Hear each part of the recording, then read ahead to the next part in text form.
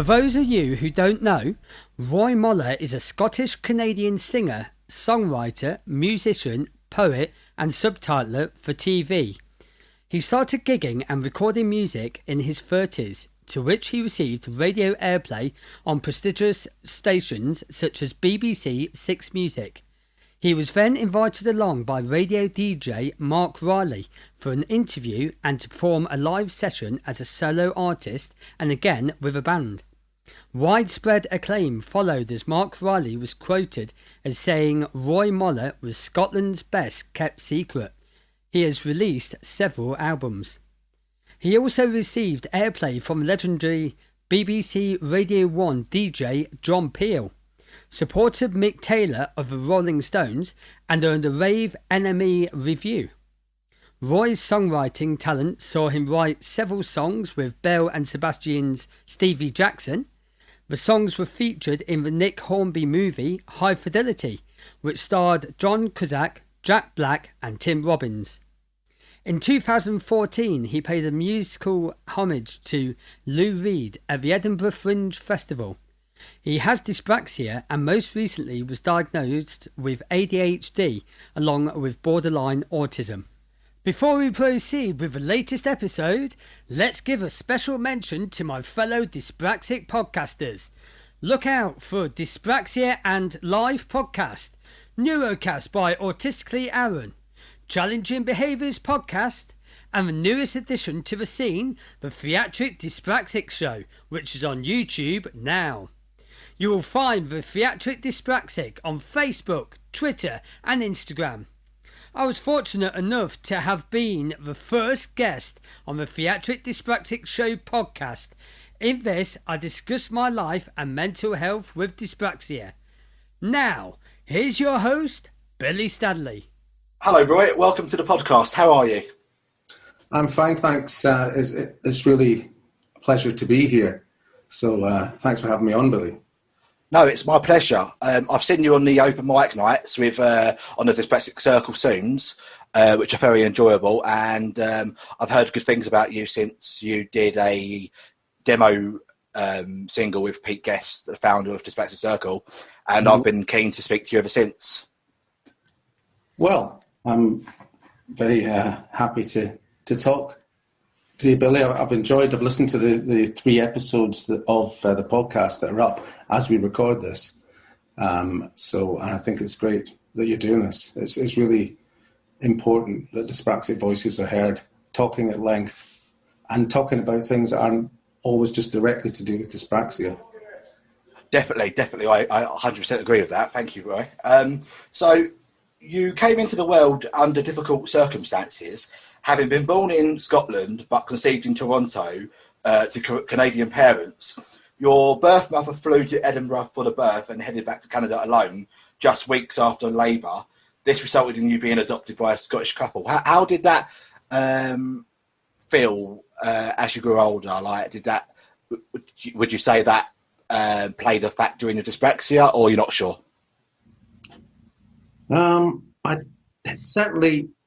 It worked with my dyspraxia and making me feel insecure. Just knowing that I wasn't the same as other kids. It was a package, really, and it's hard to separate the strands of that feeling of just not fitting in. I didn't know the actual story behind my adoption until about 5 years ago, though I did get a few details from my mum, my adopted mum. When I was about 17, I asked her if she had any information on my birth parents. And she had my birth mother's name and her job. She was a reporter on a newspaper, and some details about my birth father, but not his name. And as I say, I didn't know the circumstances that had led to me being conceived and then being born. So I guess I didn't know what was wrong with me either. I didn't know anything about dyspraxia. I'd never heard the word. I didn't hear the word till much, much later in life. So I kind of felt a bit of an alien from the get-go. And dyspraxia was certainly, I could have probably handled the dyspraxia better had I not felt so alien through adoption. And even just having the name Muller, my adopted dad, his dad was Danish. So that was an unusual name back then in the 60s in Edinburgh, and it sounded like a German name, and guys used to bully me because they thought I was German, and it wasn't that long since World War II had ended, and things like that. It was just a whole package. This marking me out is different, Yeah, I can understand. I've done a family ancestry search recently, and my ancestors on my mum's side are actually Danish, so I can emphasise there. I might have had a Danish surname myself, but no, it's a weird spelling, the surname. Obviously, the O with the line for the O, but it's quite a good one for a musician because it stands out. It does. It looks quite good. The stroke through the O. I think, yeah, it looks a little. There was a band called Fashion in the 80s. They spelled fashion with this. They had the O of fashion with the stroke through it as well. It looked quite cool. Although they were kind of new romantic band. They were a bit naff, but the stroke. It was nice to see the stroke through the O. My birth father's surname is Kennedy, so wow. If I'd had, it would have fitted in. I think they originally came from the Northwest Ireland, but the furthest I've been able to trace back through DNA and ancestry records is Rochester and Cliff at Who. So probably quite near your part of the world back in the 1800s, Oh, wow. Yeah. That's fascinating. Obviously, my recent ancestry comes from the Kent area, so that's quite staggering. Could have been neighbours back in the day, boy. Absolutely, yeah. How much did that impact on you personally growing up, having learned the harsh realisation of your early childhood then? Well, I didn't know the full story, so the harshness wasn't so. The thing was that although it was harsh, I kind of felt special at the same time, because when my mum, when I say mum, normally that's me talking about my adopted mum, and when I say mother, that's me talking about my birth mother, and same with dad and father, just in case that's not clear as we go on. But when my mum was tucking me in at night and things like that, she would say, you're special. Other parents just have to take what they're given. We chose you. We walked into a room and there was all these cots lined up, and we had to choose a boy, and you were smiling and laughing, so we chose you. And of course, now that I have discovered the circumstances of my adoption, it wasn't like that. There was there weren't babies on offer to be selected by a couple who wanted to adopt. It was very much they had submitted a letter to the adoption agency a year before I was even conceived, and then eventually a baby became available. So it was a fairy tale in a way, but it made me feel quite kind of special. So it wasn't all bad. Good. But so, in the harshness of the situation and the adventure that my birth mother went on, I didn't really know about until, as I say, about 5 years ago. So I was able to deal with that as an adult, which was, I don't know how I dealt with that as a child. I really don't. Definitely. I don't really want to get too personal into your adopted parents' backstory, because that's their story. But were they able to conceive naturally, or was adoption? Did they adopt additionally to having children of their own, or were they having trouble having children of their own? I believe that's the case. So, I was an only child in the family, not just the only adopted child, but the only child. So again, I had nobody really to compare myself with or to hang out with, really.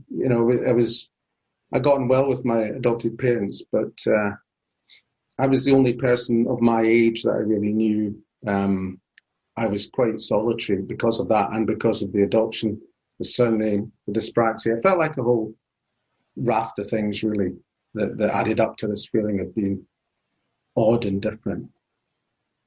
Right, and I take it made the process slightly easier for you then, that you didn't have to compete, or you didn't have that sense of feeling left out that they have had like their own children as well, naturally conceived. Yeah. You didn't have that sort of guilt, like feeling of like envy that you're not naturally their child, like by birth.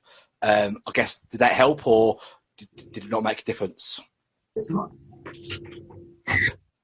hard to say because I got that at school. It's hard to say because I got that at school, and you know, it wasn't a level playing field for me and the other kids. You know, I wasn't doing the things that they were doing. Right. If that had also happened at home, I think it'd have made things a lot worse. I was definitely one of a kind, you know, and that wasn't all bad, but it made it difficult to feel that I was really like the people that were in my class at school. And I still feel that way. I'm not really like other people. It's too ingrained now to really change, I think. Sure. And how was your family life then growing up? Well, in the early years of, you know, primary and early secondary school, it was very good. I was quiet, very reserved, shy, polite boy. I must have disappointed them that I wasn't doing things that I should have been doing, and my handwriting was abysmal, and I was dreaded going in and back to school on Monday, because Monday was the day that we had to do gym and things like that. So I presented a lot of difficulties. Generally, it was good. They kept me stable. They really did keep me stable. When I became a teenager, I started becoming awkward and kind of angry, and started sort of having arguments with my dad. And after one argument, I ran out of the room and ran unintentionally through a glass door that was closed in the kitchen, and I ended up blood everywhere and ended up needing 38 stitches. So our relationship unfortunately deteriorated, and he died when I was 19. Last time I ever saw him, we were having an argument, and that's something that I still have to sort of live with. It's still, I don't think I'll ever get over that one, actually. So, but generally, even after that, I continued to have a good relationship with my adopted mum, you know, for almost 30 years after he died. So, more good memories than bad memories, but it is mixed, mainly because of my behaviour when I was an adolescent was not the way that I would ever wish to behave again. I would say, having read a bit of your backstory, Roy, that you later found out you had ADHD, so that might have played a part in your behaviour growing up. And like, you know, you was a young male. You'd have had a lot of like teenage angst and anger in a way, like most of us at teenage male would have. And obviously, you're not to know what's going to happen the next day after a row, are you? So I wouldn't. I mean, I'm not a family guidance counsellor, but you know, you can't help these things. It's part and parcel of life, isn't it? We as a family, you have laughs, you have rows, and you make up. That sadly, you can't always do those three things. But I find that, you know, it's nice if you can, but if you can't, it's not the end of the world. It's just nice. And also, you weren't to know about your father passing away, so it's not specifically, you know, you can't hold it against yourself. It's a sad thing, but you know, you just got to think about the good times, really, haven't you? I do, and I named my son after my dad, my adopted dad. Felt that was quite a healing thing to do. So, you know, I kind of made it up to him, I think, by doing that. I feel I somehow did. It does make me feel better about it, for sure. Definitely. And would you say the running into the glass, was that more just a total accident, or would you say that was a dyspraxic trait where, like, coordination, where you just like wasn't thinking about where you're moving, and your brain couldn't process the glass was there, or you just? Yeah, I think it was two dyspraxic traits working together: lack of planning and lack of spatial awareness. You know, I mean, well, more than just that, the whole losing control of my emotions, I think, was also probably a dyspraxic trait. The way that I lost control, I think, of my emotions was. Because I think people with neurological differences can be a lot more emotional than people think, especially people on the autistic spectrum, because a lot of people on the autistic spectrum might be thought of as being remote and being a Rain Man-like character, and nothing could be further from the truth. Some people, it's because they're overloaded with information that they can't process, and therefore they withdraw, rather than they are an unfeeling person who's only interested in hard facts. Yeah. It's like, I can only say, I don't know, it's like being on the spectrum as such. It's like having a sponge in a bucket of water, and you go to release the water from the sponge, but it doesn't go, and then you've got all this like input in your brain, it just ain't going nowhere. And obviously you want it to go somewhere nice, but you know, sadly for us, the water just doesn't go where you want it to go, and then you end up with all this drivel in your brain, and it's not digesting properly, and it baffles me sometimes. It baffles me too, but that's certainly a good way of describing it. It's always hard, isn't it, to try and communicate it to other people, let them know what it's like. So any analogy like that, I think, is pretty useful, not just for understanding oneself, but for trying to give people a handle about what it might be like to actually have this going on all the time. I would actually go one better than the last analogy rather. Imagine walking past a BT Telecoms engineer working at a junction box in your local area when they're changing all the wires around and plugging things into different slots. That, I always would portray that to be the brain of a dyspraxic or a neurodivergent person. Basically, imagine trying to, not being an unskilled engineer, trying to work out where the cables go. That is like the brain of a dyspraxic, I feel. The brain's all wired differently, and like we just don't know where the wires go, and people who don't understand dyspraxia, like looking on the outside, looking into us, I would say we're basically a box of scrambled wires. Imagine trying to unscramble a load of wires you've had in your attic for 10 years. That basically is like trying to unravel the mind of a dyspraxic. I think as well, the fact that if we get into our comfort zone, sometimes we're not like that. Sometimes we can be efficient, and I think that makes it all the more difficult, because if we're like that all the time, then people might understand might get an awareness of us and know how we're going to react. But for me, stress would make that tangling of the wires, that wires put into the wrong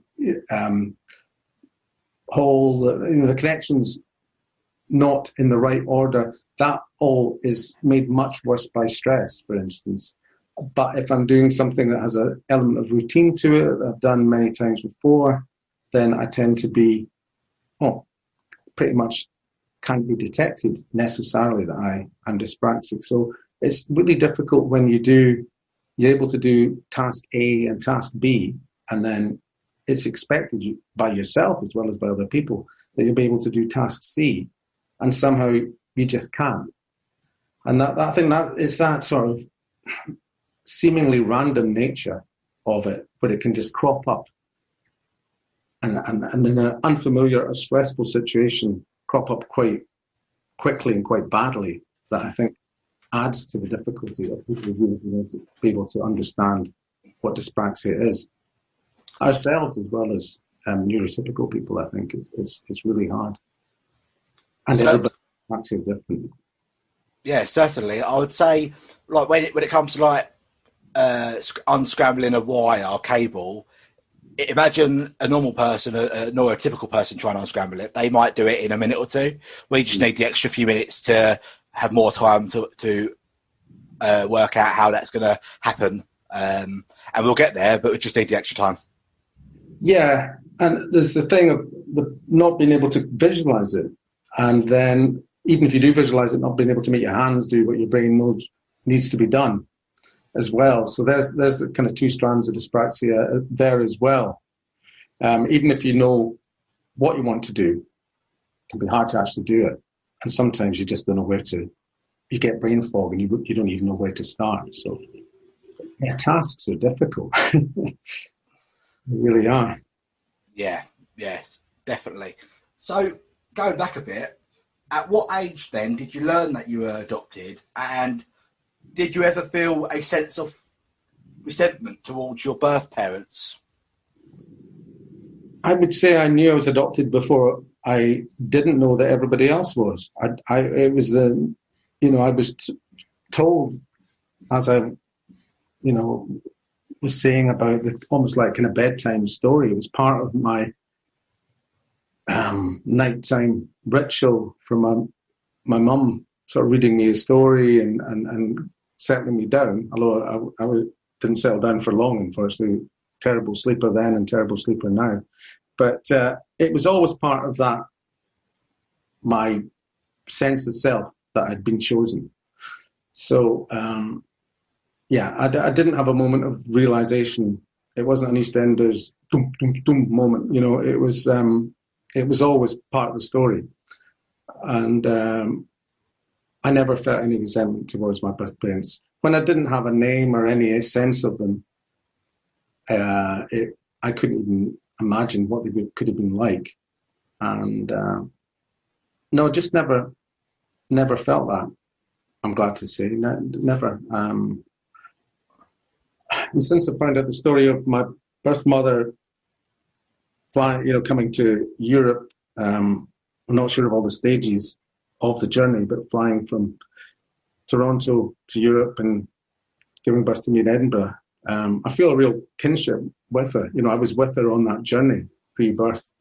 Maybe there's a sense of that as well, that closeness, even though I didn't know her. But no, and I've never felt any resentment at all. Oh, that's pleasing to hear. I'm glad you feel like that. That's really good. The thing like I'd like to say like about that, it's like, I suppose, were you named, your first name, was that chosen by your birth mum, or was that by where you was being looked after before you was getting adopted? Question. The reason is that at one point I remember my adopted mum saying, "Oh yeah, we called you Roy because we wanted something that was short and couldn't be shortened." And then another time I said, "Oh, I think we named you after Roy Orbison." And then, but my birth father's brother, I think, financed my birth mother's trip, because he was a car salesman who turned out to have a knack for selling. He got very rich very quickly, and he was in a position to help his brother out. So I think he may well have, I'm sure he financed the trip, and I think maybe there was a suggestion made, because his name was Roy, that might be a good idea to call me that. So I don't know. He died young, and he didn't. The family money didn't. That was just lasted a generation. But he was in a position at that time to sort things. So I have to wonder.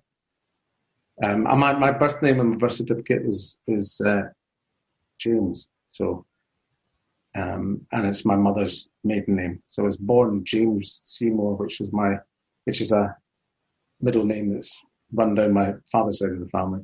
James Seymour Hoffman is on my birth certificate, and then I was christened Roy Peter Muller the following year.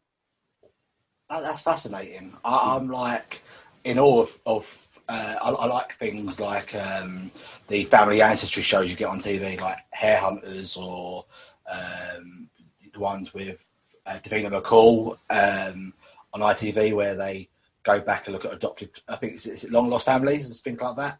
I've never actually killed that. I keep meaning to watch it, but I do. Since I found out my story, I've been able to watch that type of show. I always felt sort of disenfranchised from it before because I couldn't relate to it. And now it's the complete opposite. I really enjoy doing genealogical research, and I really enjoy hearing other people's stories because I've got an in now that I didn't have before, you know. Definitely. And I like the fact of these TV shows about family backstories and stuff, where they reunite families and that. They don't just do the Hollywood ending where they only show the ones with the positive outcome, where you meet your birth family and stuff. They show the good with the bad. So, like, if your family's now deceased, they'll tell you rather than like not use you in a show, which I think is honourable because they could have just gone, nah, you're not interested enough because you're not going to have that camera, you know, what happens at the end of the show, do they meet or not? You basically get told, they get told there and then where their family bloodline cuts off, or, you know, basically they can't meet their parents, but there's children they had, or there's cousins you can meet, and, you know, there's always some positive ending to it. That happened to me. I found the day after getting my adoption records open, I found out that my birth mother had died almost exactly a year before. But then I was able to get in contact with and meet in Canada several relations, which has been amazing. Because when my son was born, he was born when I was 44. And when I looked at his face as he was being born, that was the first time I'd looked at another human being and known that I was related to them. So, you know, and now I've met so many relations, half sisters, half brothers, cousins, you know, it's just been aunts. It's been incredible from that point of view. I'm so glad that I was able to do that, you know, because I can understand myself a whole lot better. I think if, you know, finding out dyspraxia is a thing, and then finding out who I was, if you like, have just been total game changers in my life. Just can't emphasize how important both those elements are. I bet for sure. So your adopted upbringing, in hindsight, clearly looked to be more stable than the life you could have had with your birth parents. You have stated in the past that you feel lucky to have had a settled upbringing, as you believe you could have been dead already by now otherwise. Is that still your mindset? Yeah, I think so, because my birth parents weren't in a position to bring me up. You know, it was an extramarital affair, and my birth mother did get married, as I found out when I was about 8. And I think I've heard stories that, for instance, my stepbrother had problems with his own dad, who would have been my stepdad. And I think in that kind of situation, I'd have probably gone right off the rails, you know, and I'd have probably ended up drunk in the gutter, you know. But the other thing that could have been a problem is if different people had adopted me or had gone from one foster home to another. I don't think, with the dyspraxia and everything, I would have been able to handle it. And I think I would have become an alcoholic and died, really, to be honest. I think the Mullers who brought me up were just so stabilizing on me that I think I kind of owe my life to them, and to my birth mother and birth father and his brother for facilitating me to.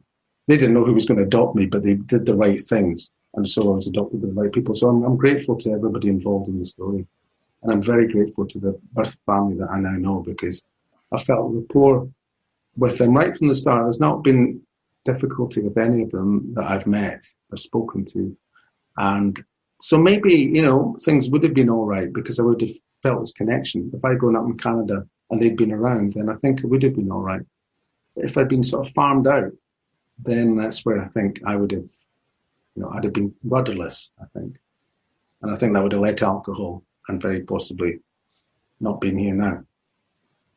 That's fair enough. I mean, you're entitled to make that opinion. It's your life. I am inclined to say that, you know, you obviously can't foresee into the future, but your birth parents obviously had their reasons, and I'm guessing financially for them it wouldn't have been an issue to have raised you. But I'm guessing because of the era, the decade, and the way Canada was perhaps at the time, it probably wasn't good to have had a child out of wedlock in that era. So although your uncle could have probably have helped financially, I guess, with your family, it wasn't the issue. It was more a case of social embarrassment. I'm presuming. I think you've hit the nail on the head, Billy. You know, I think that's why she made that 3,500 mile journey, a 7,000 mile round trip. You know, because it was such a stigma back then in Toronto. The cars, you look at pictures of Toronto and you compare them to Edinburgh in 1963, as I've done a lot of, and I find it fascinating. It looks all flashy and there's tail fins in the cars and looks like New York in many ways. In Edinburgh, everybody's wearing coats and like national health specs, and it's all very, you know, it's quite drab looking. But in actual fact, the morals don't reflect the pictures. The morals at the time in Toronto were a lot less forward-looking than they were in the UK. So it's quite an interesting contrast. Obviously this is your story, but I want to give you a little insight to what I found out a few years ago, which kind of, in terms of the social embarrassment of the era, it kind of, in contrast, it wasn't that pleasant here by all accounts, because my mum's mum and dad had 12 children. I think they had 12 children altogether. Some were unfortunate and died at like birth, and two of them died in an accident, and the rest were like okay. But apparently, I don't have this 100% to my knowledge correct, but my nan apparently had a child out of wedlock before she met my granddad. And because of the social embarrassment and the way society was towards children out of wedlock, she had the child put into care, and the other children only found this out when this child, because it was the oldest child, he died, and he had no other family, so they all got a share of his will, and they only found out about him being their sibling, or he only came to knowledge when he died. Yes. And it comes back to like that Hare Hunters show. It's amazing what comes up. But she had 12 children with one person, but she felt so embarrassed to have had a child with someone that she wasn't married to that she just couldn't bring herself to raise that child. It's amazing, isn't it? It is amazing. I'm probably viewing the situation over here slightly through rose-tinted spectacles, because she didn't have to live here after she had me, and she was back, so it was sort of, I could be offloaded, and I mean that in the best possible way. Yeah. But of course, there was that stigma. I think with the authorities, socially, I said social attitudes were better over here. That's probably not the case, but as you say, definitely not the case. But authorities were more. We had the NHS, and Canada didn't, which was the NHS was a big factor. I'm led to believe in my mother coming here, because she knew that she'd be treated with dignity by the NHS because of who they were, and I think that's a big factor. Sure, I would say, I guess the social aspect at the time was probably more or less the same, more or less in the Western civilization, but I guess obviously the care and the health service over here was the thing that swung it for your birth mum, I guess. So I think that's the case. I'm really sorry to hear that tale. It's such a, we don't know other people. There's so many stories lurking behind what the people that we think we know. It's been quite an eye opener for me, researching ancestry and things like that. It does make you feel, after all these years of feeling an alien, it makes you feel more part of the human race, I think, because you know that everybody walking around's got a backstory of some sort. And I think that does help. And it can be very difficult emotionally sometimes, but knowing that, we're kind of all related in a way, so sappy as that sounds. it just makes things like racism and prejudice all the more ridiculous if they weren't ridiculous enough already. When you really get into it and you see the commonalities between people. Yeah, I would say you've only got to look back at the Adam and Eve story where, you know, that everyone's related, if you're religious or not. Basically, we all came from somewhere. You know, we're just probably all related somewhere along the line, very distantly now. But it's a case of, you know, sometimes blood can be thicker than water, but water can run faster than blood. So to me, it doesn't matter if it's blood or water. You know, your family, you can choose your family if you like, and your family can choose you, and much as you can choose your friends. So all in all, as long as you're happy and you're healthy, that's all that matters. And well, now that I'm this great age, you know, I realise that all the more. You know, I wish I'd realised that. You're lucky that you're a young man and you've come to that realisation. It's taken me a long time to really get a handle on the basics. You know, that's what counts. You know, I totally agree. I'll give you a little insight into my background. So although I know my father, he wasn't around very much when I was little, and it wasn't a nice environment. And I've expressed this on the Theatric Dyspraxics podcast about my backstory, but I feel like I don't know his family. I don't know his mum and dad, so I've got no connection to my surname, and I don't have any pleasant memories of being with my father and stuff. So, kind of, although I know my birth father, I kind of feel like I don't, in a way.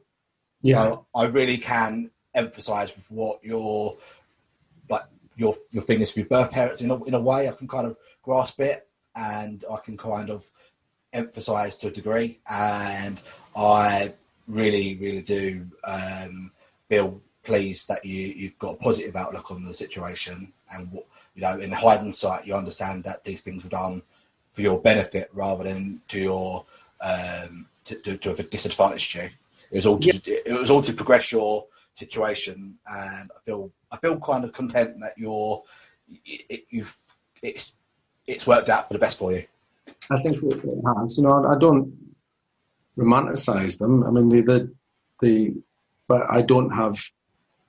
You know, they did the right thing, the practical thing, and my birth mother must have had a lot of love behind what she did, or she couldn't have done it. And yeah, it's that has given me a kind of level of contentment, I guess, I've been looking for, and helped me handle my relationship in this roundabout way that I was saying with my adopted dad, where it didn't, last time I saw him, hadn't, you know, it's not a memory I want, but in a way, it's easier now to deal with that because of the bigger picture. I can't quite join the dots on it, but sort of spiritually, I do feel better now that I know more.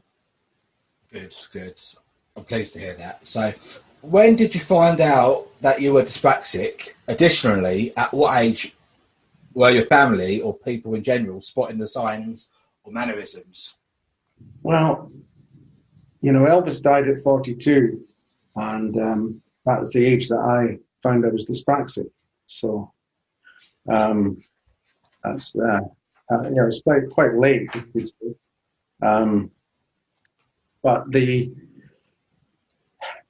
But that was actually the first time I heard the word was when I was 42, you know. I wasn't aware that dyspraxia existed. Coordination was the word that kept coming up. And my mum would mention it, teachers would mention it.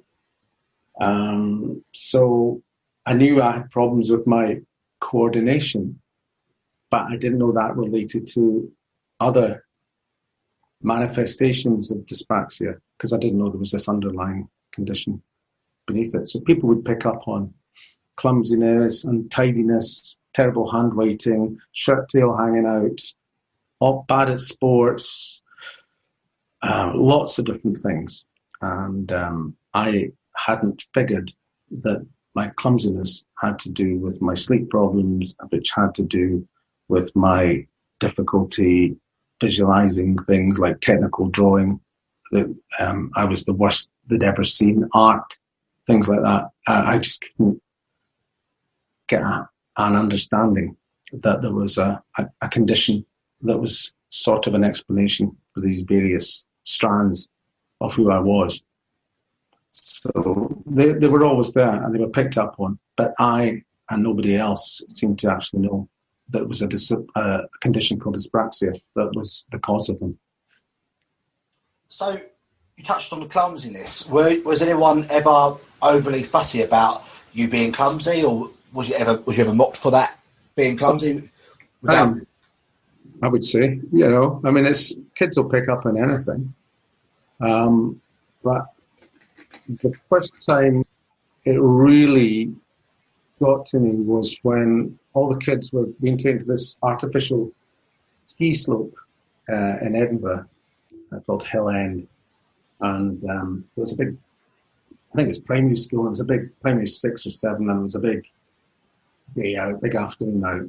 And the teacher announced it, and then she sort of signalled to me to stay behind after class and said, well, all the kids would be going apart from you, Roy, because if you went, you'd be a danger to yourself and a danger to the other people. So that was pretty stark. That was more distressing than just getting picked up for having my shirt tail hanging out or being told I needed to improve my handwriting. That was being marked out. I knew it was different, but that was being marked out as different, and it didn't feel very good. Okay. But I wish she'd handled it. I don't know what else she could have said. At least she was frank with me. But yeah, that was difficult to take. Okay. So you were fortunate then at 42 to get a diagnosis at the Institute for Neuropsychology in Scotland. It was meant to be the prelude to receiving treatment through special exercises, but you were priced out of attending. How did you feel after being unable to obtain the aftercare that you felt you needed? I still felt positive because I kind of conned them into giving me the diagnosis on the, that I would pay the £42 or whatever it was, roughly that, for the diagnosis, and then I would go on. I mean, I hadn't signed anything saying I would, but the understanding was I would go on and pay these hundreds, which I didn't have, for the therapy. But I was just glad to get a diagnosis, and I don't know if the therapy would have. I've never read any testimonials from people who said I used to have dyspraxia, but it's a lot better now. So I don't know if it worked, actually. The diagnostic tests were pretty impressive. I mean, they were pretty thorough on me. I know they weren't cowboys in that way. And I was able to use that. I've been able to use that with work assessment and things like that, so it's been very useful. It's been good to have a piece of paper that says I'm dyspraxic on it. Well, actually, several pages of a report. So it was a good experience. I don't know how much they could have treated the dyspraxia. The only thing that's really helped me is doing Tai Chi. I went to Tai Chi class for a while and I learned that. And you have to keep doing it to experience the benefit of it. But I think it does help you balance. And when your balance is, and your well-being, and when your balance is a bit better, then, the other dyspraxic symptoms sort of, I think they sort of lessen a little bit. If you're not being clumsy, then take that out of the equation and you're a bit calmer and everything's a little bit better for a while. But you need to keep doing it. It's not something you can just. It's not like treatment and then you're fine after that. You need to keep practicing. So I don't think I really missed out in a game changer by not going for the therapy. Okay. When was that? When was you 42? What year was it that you got diagnosed? 2005. And you say it was £40 your diagnosis? Yeah, 40 quid. And it's like, initial appointments, £40 and we'll do a diagnosis. I don't know if other, I'm sure other people must have seen that they could do that. I would imagine that if too many people had, they would have closed the door on that, because I don't think they had a lot of gadgets set up and it was took a couple of hours, so there wasn't like free money for them, you know. I'm not sure they even made a profit in my visit. It was maybe a lost leader, you know, and we'll get the money, we'll recoup the money later when he comes for the treatment, but I didn't. So I don't know if it's still possible for people to do that, but it'd be really good if more people were able to get diagnosis, absolutely. We'll have to have a chat about that in private, Roy, and discuss how if that's still going, and you know, if it's that affordability in Scotland, at least, it is still around for people to go and get diagnosed. But in terms of diagnosis, how is that given to you? Is it on paper? Is it well constructed? Does it clearly say you're dyspraxic? It does. It states my gross and fine motor coordination problems. A little bit sort of technical language, but that's not a bad thing when you're dealing with employers and things. You know, blending with science a little bit. It can't explain how it impacts on my day-to-day life. That's something that varies from person to person as well. It just says that I have these problems. So it's a good thing to have around, but it's really hard to explain to people how dyspraxia impacts on you as an employee. So it's useful, but not like just having a laminate I can pass and say, oh, this is me, and people get it, because people don't get dyspraxia, and I'm hoping in the future and through podcasts like this and other dyspraxic media that people, dyspraxics and neurotypical people, get a better understanding. I agree. The thing I would like to allude to that is I feel that I'm very fortunate to have had 2 diagnoses for dyspraxia, one on the NHS as a child and one that we paid for as a family when I was 27 for work reasons.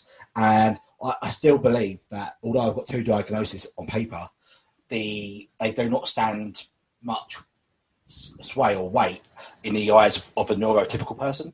If you're not educated on dyspraxia or hidden disabilities, then the thing on paper does not really hold much authority. It hasn't helped me out getting one as a 27-year-old in terms of my employment. So I kind of feel like, do you feel it's more a sense of getting that? Do you find the diagnosis on paper, do you find it benefits you more in terms of making you feel more comfortable knowing that you've got dyspraxia, or it helps in terms of showing people that you're officially dyspraxic? I think it helps more in terms of me knowing that there's something I can hold in my hand that says it. Yeah. I mean, I think it's good, like, no, an assessment, it can play a part, but it doesn't really have a lasting effect necessarily. Certainly a lot of jobs that I've been in, they've paid lip service to it, and then it's gone back to the same old, you know. So I think it was a limited value, but probably kind of helped my self-esteem, you know, saying I can hold this up and see I'm not making it up, kind of thing, you know. It validated it, but it didn't necessarily lead to practical improvements and work. It may have in a few cases, but on a day-to-day basis, limited value. Self-esteem, feeling that, yeah, this is real, I'm not just imagining this, then it was beneficial to have that bit of paper, for sure. I agree. I feel like it's more a case of, a bit like, I suppose, going to university and getting a degree, but the degree you feel like won't mean anything until you get it on paper and you can put it on the wall. It needs to be in writing to show people so they can kind of, you know, verbally and physically see that it exists. Yeah, absolutely.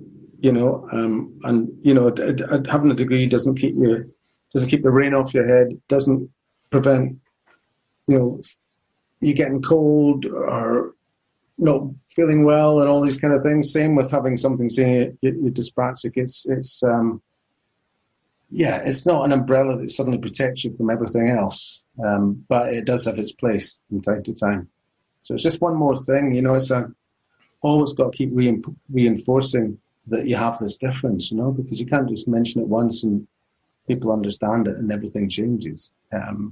People just carry on like nothing's happened a lot of the time, which is good in a way, because I don't know how different I am inside from other people. You can never really know, even that people are seeing the same colours that you're seeing. So, I don't know what it feels to be neurotypical, or maybe I do. Maybe it's when I'm relaxing and I'm not doing anything that I can't do. Maybe that's what it's like to be neurotypical all the time, when I'm sitting drinking beer, watching football on the sofa and relaxed and I don't have a care in the world. Maybe that's what it's like, doing your job when you're neurotypical, albeit with all the stresses that, of course, you've got cares. But that lack of stress, maybe that's kind of more like the neurotypical brain. When I'm chilling out, I do, and despite all I've been saying in this podcast, I do chill out, and I'm happy quite a lot of the time. Good to hear. Additionally, then, as well as the diagnosis of dyspraxia, you most recently were diagnosed with ADHD and borderline autism. Yeah. Did this come as a great shock to you, or were you well aware of your differences? Furthermore, how do you feel the latter have affected you throughout your lifetime now that you know you've got them? I think it's hard to separate them from the dyspraxia, to be honest. It seems like the definition of autism has widened a lot. And I think, as I was saying earlier, the cliche of an autistic person is this sort of unfeeling person that's obsessed with facts and has special interests. And I think I certainly have some of those traits, but I wonder how much of that is in a reaction to having dyspraxia. I've just concentrated on my safe places, but things that I feel comfortable in. So I don't know if it's kind of autistic-like behaviour, but not what you would understand as being autism, because I'm I'm a feeling kind of emotional kind of person, but I can't switch off because I get overloaded. But the thing that I have that I don't know anyone with dyspraxia, although I've read people with dyspraxia saying it, I have a real bad noise aversion. Dogs barking, balloons popping, cars backfiring, kids with cap guns used to drive me crazy. Anything like that, I just can't stand. And that socially, that has been the most severe symptom I've had from my neurodifferences. Trying to explain to people you're not scared of dogs, you don't have a phobia about balloons. It's just it's like a cannon going off next to you when they pop, and the same with the dog barking. And my son, when he was younger, I'd go to parties, pick him up. I'd walk around and I couldn't go. There was invariably balloons from the previous night kind of lying around the carpet, and they were popping like mad, and I couldn't go in. Other parents would go in, and I was trying to explain to the parent that was hosting the party what the situation was. And that's been a lifelong thing. I hate that. It's been the worst aspect of the whole thing for me. And you would call that an autistic spectrum thing rather than a purely dyspraxic thing. But other things that you might think of as being autistic, I'm not sure. I think some of them, as I say, might be a reaction to just sticking to my safety zones, because I'm not an all-rounder. I'd like to be, but I tend to just get obsessed with certain things because I feel safe with them.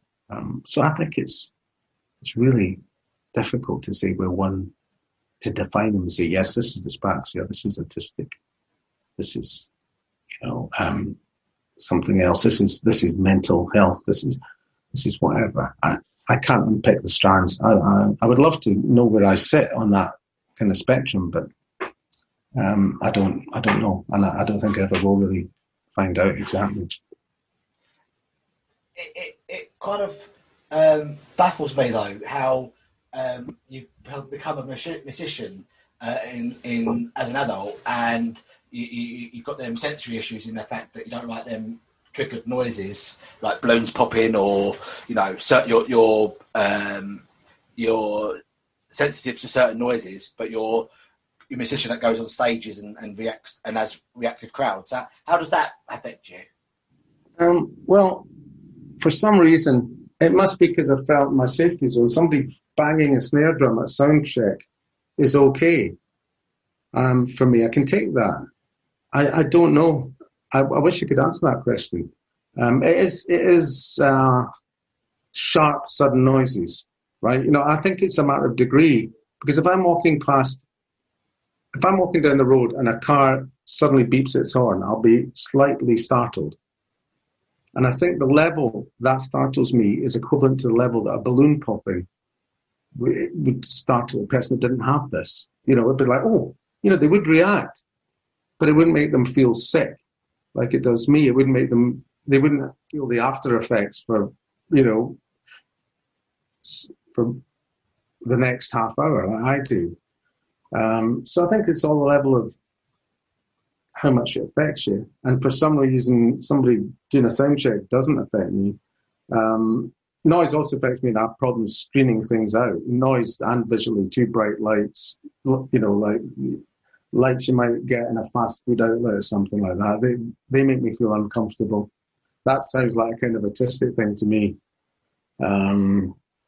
It's really hard, as I say, to know why certain things affect me and other things don't, but they have consistently through my life. And I'd love to be able to deal with it better, but I can't. It's as much part of me as, it's that is part of my identity, like it or not. I can't turn it on or off. And that's socially very awkward. I mean, I'm used to not being like a typical person of my age all my life, really. Never driven a car, always had to get a lift from people. Always kind of felt like a big kid, really, in some ways. Never fully grown up, not quite got my both legs in my trousers yet, if you know what I mean. I'm kind of still a bit of a kind of half in, half out sort of person, always have been. But I've kind of faked it enough with the music, I suppose, to get by in a way. I mean, I don't really know what my strengths and weaknesses are till I can end up surprising myself that I can do something, or I find out I've overreached myself here. So it's as I was saying earlier about the inconsistency of dyspraxia. You're never quite sure what you can accomplish. You don't want to set the ceiling too low, but you don't want to make a fool of yourself by doing something that you couldn't do in a million years. And that can be difficult when you're a performer, as I have been sort of semi-professionally over the years. Yeah, interesting. So going back a bit further to your childhood, how was your development? Was it delayed at all, or was it relatively straightforward in terms of education? It's hard. Well, I mean, it's so long ago, half a century. I still have the report cards, but then they really seem to say that kind of good B's and the odd A here and there. Art, abysmal. Technical drawing, completely abysmal. Metalwork, woodwork, all that kind of stuff, dreadful.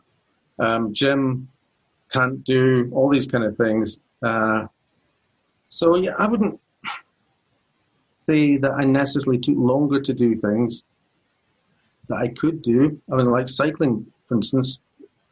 I passed my cycling proficiency test at school, just like all the other kids, no problem, first time. Things that I couldn't do, I still can't do.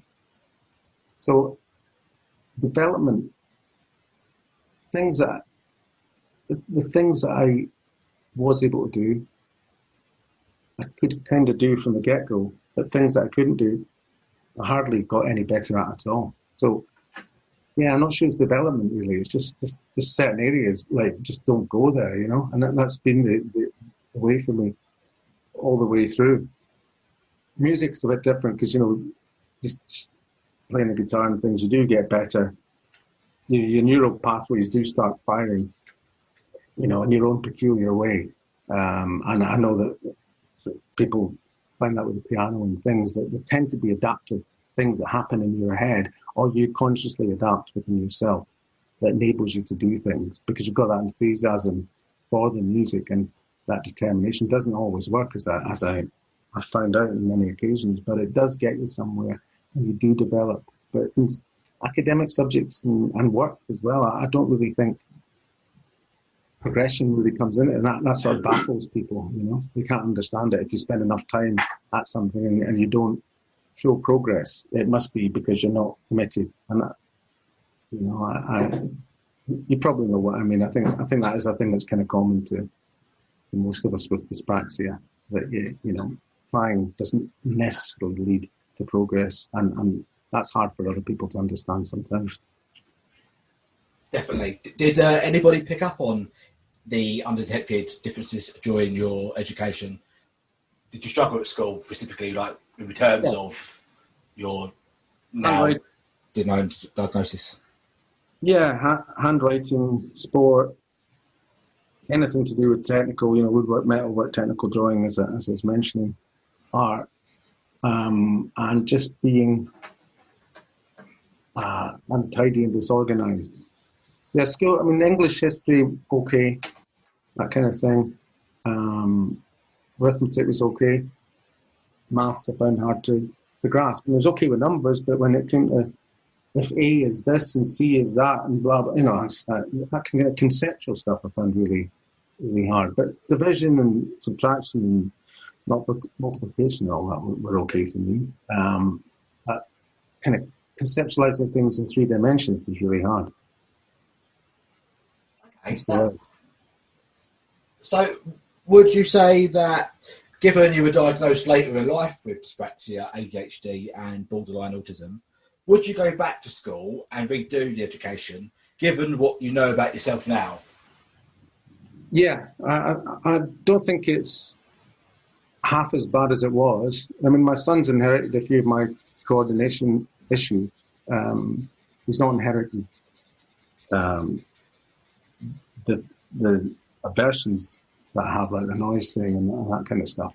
But finding gross motor coordination, I think you can tell he's the son of a dyspraxic, and he went to fine and gross motor coordination classes in primary, but it's in other classes he's still expected to be able to draw and write neatly. It's like it doesn't add up. It's not joined up thinking here. And I think so. That's still the case. I don't think it'd be a cakewalk, but it would be better. So yeah, I'd gladly go back, and with the understanding of myself as well. I could maybe a bit more of a clown, rather than introverted. I might be able to send myself up in ways, because I knew, you can find a niche for yourself in your social group that I didn't really have, So yeah, I would like to go back, yeah, for sure. And how did you find social interactions then growing up? It was difficult because there's always these things that you didn't participate in for one reason or another, so you could kind of you could do 5 things your friends were doing, but the 6th thing was going to be a problem. So you were never really in it all the way, and I was pretty shy to do with I could have handled the adoption thing had it not been for the dyspraxia, and I could have handled the dyspraxia better if I had a more sort of solid sense of who I was, and this is just another aspect of who I was. But I really had no idea, what planet I was from, really. I think so. It was really to do with the difference that my dyspraxia brought out in me, not being able to go to parties with his balloons, not being able to go to firework displays, not being able to play football, all this kind of stuff. It all added up to being that bit different. And it has, as I say, manifested itself in my adult life. The guy that doesn't drive, the guy that can't play a gig if you've got balloons in the in the hall because he's too nervous. He starts sweating and he has to leave, and that's still me. So there's quite a bit of that then, and there's quite a bit of that now, to be honest. Okay, and you went to a Glaswegian university to study English. What was that like? And did you adjust to new surroundings easily, having grown up in Edinburgh? Did you feel like a fish out of water? Yeah, I didn't adjust very easily. I don't think I ever adjusted. I lived there for over 30 years. I don't think I ever got adjusted, to be honest.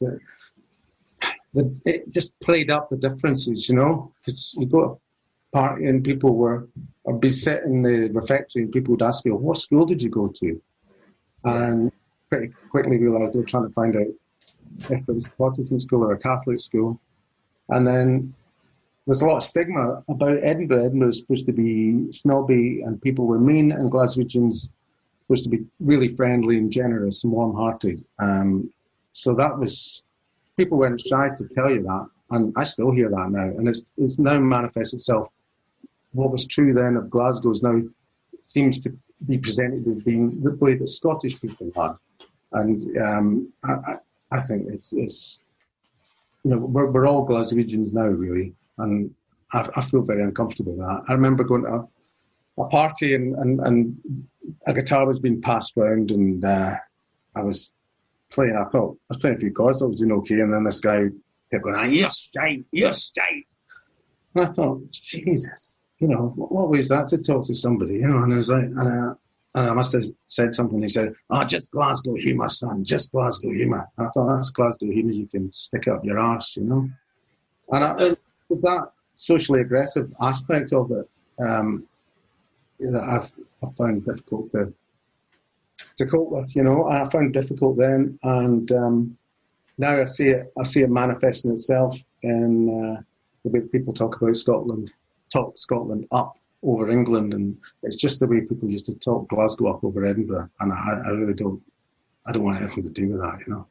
We're all, as I say, we're all the same under the skin, and social attitudes surveys underpin that as well. People will say, "Oh, Scotland's had a better COVID period than England," and that's absolute rubbish. You know, the stats don't bear that out, but that is the perception. I heard Angus Monroe say that on your podcast, and I was shouting at my smartphone.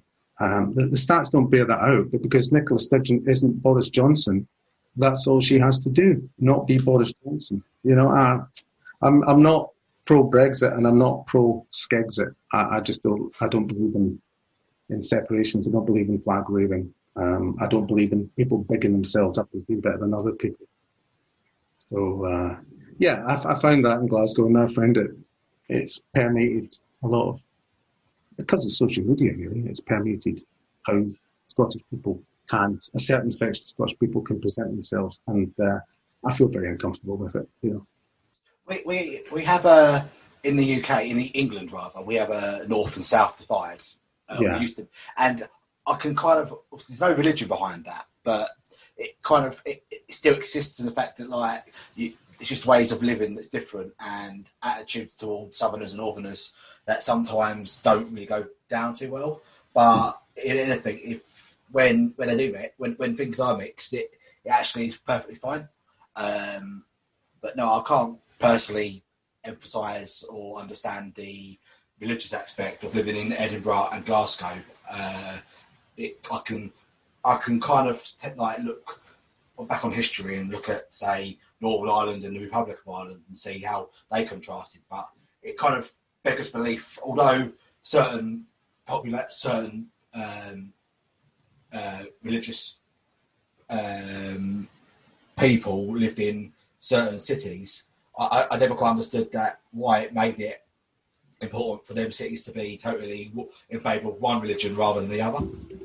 Well, Glasgow is pretty. I don't know what the statistics are, but there's a lot of Protestants and, you know, Rangers versus Celtic, really.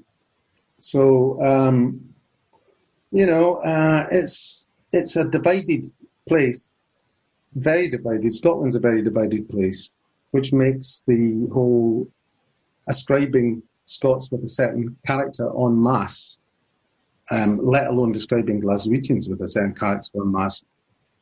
But it's just not the case, you know. But that's the world that we live in. We live in a world of identity politics, you know, and people like to draw distinctions, and I think social media, for all that it's good and bringing people together, such as with dyspraxia and other things, it can also tear people apart and be very divisive, because people will go that extra mile with a mouse or in their hand or on a keyboard that they wouldn't face to face, and it can end or damage friendships. So yeah, I don't really like the atmosphere at the moment. Yeah, just as I'm sure a lot of people are very uncomfortable with Brexit Britain. You know? Certainly. So what or who sparked your interest in music, poetry, and performing? When Elvis died, I was mentioning he died when he was 42, the same age that I discovered the big B, dyspraxia. I'd never been that into pop, you know. I'd played my dad's 78s and you know, and that, like from the 30s and 40s, and I hadn't really taken any notice. And then the night after he died, the local radio station, Radio 4, played like 3 hours of his records non-stop, and I taped them off the radio, just, you know, with a microphone and the old cassette recorder, and I just thought, oh, this is great. Why did nobody tell me about this? And then so Elvis made me want to play the guitar, and then I got the Beatles, and then through the Beatles I started hearing about Bob Dylan, and that kind of got me finding out about poets like Allen Ginsberg and people like that. So yeah, it was those guys really that sparked my interest, and I think I kind of started out wanting to do what they'd been doing, like, you know, 20 years before. Really never quite achieved that, but that was the initial motivation. And when did you learn to play instruments such as guitar? Did it come to you relatively easy, or was there a lot of perseverance and struggles? A lot of perseverance. You know, I think my guitar playing would have come had YouTube in those days. I think I'd have come on a lot more. You know, I sometimes watch YouTube videos about playing the guitar and piano. I think, God, they're so dyspraxic friendly. You know, you just go over things and you can pause it and go back, and you don't have to conceptualize because you're watching the person do it in real time, you know, and it makes it so much easier. So I think I've probably got better in the last, you know, I probably stayed about the same for about 15 years, and then playing with bands got my playing better in some respects, you know, because I was having to listen to what other people were doing, and it made me feel a bit more of a musician rather than just a guy that plonked on the guitar.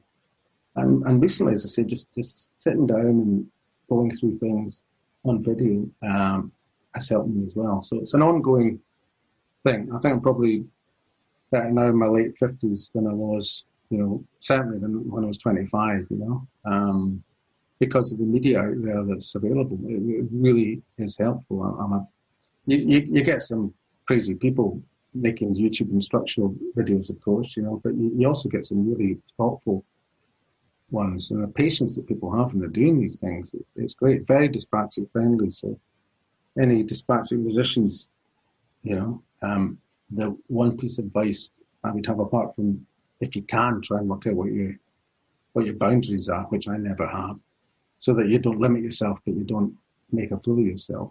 The other piece of advice I would give is find the right YouTube videos to learn from, and you'll find they are really, yeah, I think they're very dyspraxic friendly. It's a great way to learn. That's you know, a book or a record. I agree about the YouTube, watching demonstrate, like watching other people do stuff. I don't obviously play music instruments or sing myself, but in terms of how to do a podcast or, you know, other things, it's helped me out learning from other people, physically seeing people on screen showing you. Makes all the difference, doesn't it? Yeah. And you can go back, because part of the thing is we were talking about, I kind of unintentionally glossed over the ADHD aspect when we were talking earlier, but yeah, just maintaining attention can be difficult with the best will in the world. So you miss stuff. And of course with a YouTube video, you can go back and they're not rushing by, you're not taking their time, it's all pre-recorded, so you can just go back and take as much time as you need. It works, it's simple, but it works really well. And I find the same with podcasts, which is my favorite way of maintaining my concentration when I've got chores to do, you know, or a task is mostly music podcasts. I'm in control, you know. I can pause and it's I really like when they go into things in depth that you might not get on standard sort of radio program. And yeah, the kind of podcasts are my best friend in the virtual world, I think. I'm obviously there's good ones, there's bad ones, but the good ones, they're really, really helpful in maintaining my concentration as a background thing. The right background noise, the right background music, the right background chat, I find really helpful. The wrong background noise, chat, radio, TV, whatever, has the complete opposite effect. You walk into a bank these days, they've got music playing. I mean, why? Things like that. It's so hard to concentrate. You've got bright lights and music in places you don't need to have bright lights and music. So, we live in a world that seems to have a very short attention span, which in some ways mirrors those of us with dyspraxia, ADHD. But in other ways, we don't get the peace that we need when we go walk into a shop or we get in a bus or something like that. It's jangling you all the time. So it's, and I find podcasts, they kind of dismantle that a little bit, and you can just take them. They're at a slower pace anyway, and you've got that pause button and that rewind button, and you're as much in charge of the podcast as the person that creates it. So I really enjoy that. Yeah, it's definitely fascinating how you can just pick up and leave and carry on in your own time and your own energy. Like, you can't do that with a TV show, and you can't do that with radio in general. You can't just like stop and start. We can with, like, say, BBC Sounds apps and stuff like that, but it's with podcasts, it's just so much. It just runs so much better for the person listening rather than for the people making it, I presume. And I think the key word you said there was energy as well. I'm a morning person. My energy kind of goes in a graph. It kind of peaks quite early in the morning, and then it's sliding down the other side of that energy mountain pretty quickly. So yeah, you can take anything like that, the YouTube videos that I was mentioning, or the podcasts. You can use them when you're most amenable to them, and you can get the most out of them. So I think that's great. That's a huge improvement. I think as well, if I could redo my school days as a way of learning, I still have to sit in a classroom and listen to a teacher draw on and be thinking about my lunch. Of course I would. But to be able to do that in my own time and, learn that bit of French that just going right past me, or, learn that algebra term or something that I hadn't quite caught and I couldn't read my handwriting in my jotter, look it up or listen to a podcast about it or some sort of instructional video. That would be great. I'd really benefit from that. Yeah, I would agree and say to anybody listening, if you're ever unsure about something in terms of like music or entertainment, there's always going to be a video on YouTube or a podcast to talk you through it and give you a helping hand. So, yeah. Roy, at what age then did you start writing your own music, and who inspired you the most in terms of musical performance rather than voice, vocally? I think I was about 17. It was the Beatles really were the big influence, and Bob Dylan. I couldn't believe some of the songs. When I got into it more, it was more than just the songs that you knew from being on the radio.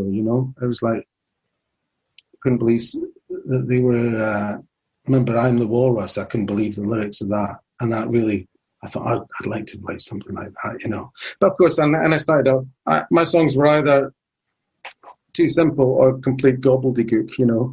It took me a long time to get better at the craft, despite being inspired. I found it hard to apply in a way that people could actually relate to, because wordplay and puns always came easily to me, but they could get in the way of actually connecting, actually saying what was. I didn't really have much to say. I mean, the thought of writing a song about being clumsy and having coordination problems, as I would then have called it, would have been completely unimaginable, really. So, or being adopted, adopted was, it was just, I didn't really I didn't think it was safe to discuss that. I remember one time at school, at the end of a arithmetic lesson, just before lunch, teacher went out of the room and all these guys came up to me and started gobbing in my blazer. And I went home for lunch because I lived right next to the school, really, with my blazer dripping in gob. And I later asked one of the boys, why did you do that? And he said, oh, somebody told us you were adopted. And for them, that was enough reason to gob all over me, So I didn't feel safe talking about any of that stuff, even after school. So I really didn't have anything to say, really. And I covered that up with wordplay. Got into Elvis Costello because he was really good at the wordplay and stuff. But he also was very good at making emotional connection with his voice, and I didn't have that. So it took me a long time to find my kind of niche where I felt I did have something to say, and I could say it in a way that people might want to listen to it. Sure. And so how did the possibility then of recording and releasing your own studio albums come about? Was it straightforward, or on reflection, did having neurological differences hold you back in that respect? Definitely held me back, because everything happened 10 years later than you might expect, So I kind of joined a band that actually played gigs and made records that a record company saw fit to put out when I was about 31. And then was in a few bands, a few records, got a few things played by John Peel and things like that, which was like an ambition of mine, and then that happened. And then first solo record, that was a 7-inch single put out by a German label that was set up just to put out debut singles for people in Hamburg, and that was when I was 40. So everything kind of happened later, because it just takes me longer to work out how to do things and to get good at stuff. But as we were saying earlier, that's where the progression has been. If you look at my employment record, or even my social aspect of my life, from the age of 24 to the age of 39, I was just drifting from bedsit to bedsit, with no visible sort of bettering of my circumstance. And it's same with employment. It's gone from one job where you got an extra tenner on your gyro to another job where you got an extra tenner on your gyro, your bus fares paid, that kind of thing, agency work. So yeah, nothing was really heading anywhere, really. And then I seemed to get things together when I was a lot older than when most people who do something in music would expect to get it together. So neurological differences had a lot to do with that. And just settling down took me a longer period of time in general. I wasn't unsettled in the sense of raving all night, just not settled within myself. It's taken a long time now. Having a family is, having a child has given me a sense of inner peace that I wouldn't have experienced before. So, it's kind of been late in life, but as with finding out the adoption things and finding out about dyspraxia, the fact it happened late, I do wish I had known earlier, but more than that, I'm glad that it did happen, no matter what age. So finding kind of musical direction late in life, just like everything else is for me, pretty much been late in life. Certainly, and I'm just going to go off topic there. So you touched on moving bedsit to bedsit when you was starting the music as a young adult. So how did, obviously you didn't know you was autistic or on the spectrum of dyspraxia, etc. at the time. So how did you cope with the uncertainty of moving home to home, despite the fact that you'd had a settled upbringing with fantastic adoptive parents? Yeah. How did that contrast as an adult affect you? I think when you've got a kind of, I think I just always thought I was rehearsing for some, just putting in time till the right situation came along. And in a way, I suppose I was, but I wasn't really conscious of, living, you know, with both feet on the ground, facing forward, if that makes any sense. I was just, I don't know, I was talking about drink earlier, maybe slightly self-mythologizing, but I never had an alcohol problem as such. But if you're going out and you're having a few drinks, it's amazing what you'll put up with. You know, life seems okay, you know, kind of living from day to day in a way. You know, as long as I can have a few pints and, you know, loads of short-term, you know, girlfriends, nothing that lasted, you know, but it's kind of getting by, you know, it was enough to get by. And I was kind of conscious that I was getting by, not really living. But, you know, I was having a good enough time to put up with it, really. I crash every now and then, you know, just kind of melt down, I suppose, you know, just, you know, I get stressed about certain things, worried about certain things, and I'd you know, nothing dramatic, but I would, there's a lot of bumps along the way, but I was by and large getting by and kind of in a comfort zone, but it was much narrower than I realised. It's only since I've really, you know, started doing things that I know are me, if that makes any sense at all, that I realised how not me I was being, and I was just tagging along in the pub, and I was just tagging along at parties, and I was just putting the hours in at work, you know, such as it was.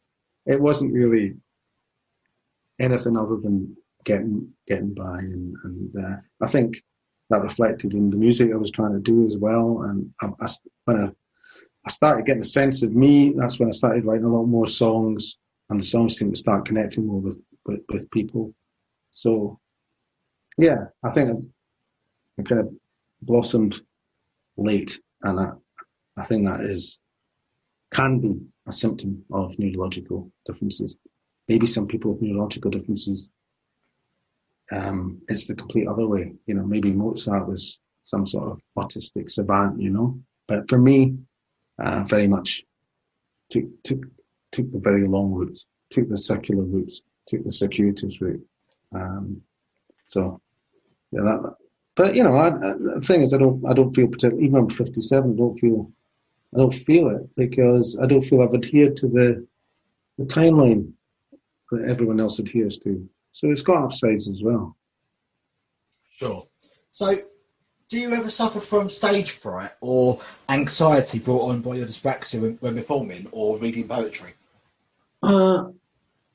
I tend to just worry that whether people will turn up or not. And I think that's kind of semi-conscious strategy, not to worry about anything else. You know, it's like, oh God, you know, is anyone going to come tonight? And then invariably, well, I'm talking the present tense, but of course not been playing any gigs for quite a while because of the situation. But that takes care of the worry. I don't worry about the performance. When I've been reading poetry, I miss having a guitar. And I never quite found my voice. I was always a bit strident, a bit impersonating other people, unconsciously impersonating other people, you know, speaking in that kind of poet voice that you hear people emphasizing certain words and things like that. I was never quite happy with that, actually. But performing with the guitar, yeah. I think first couple of gigs, stage fright. After that, just moved on to, is anyone going to turn up here? Quite relatively cool about actually the performance aspect of it. Certainly. And you came to the attention of national radio stations with BBC Radio 6 Music playing your music, which led to a personal invitation from DJ Mark Riley asking for you to go and perform live for the station. You were later invited back to perform with a band.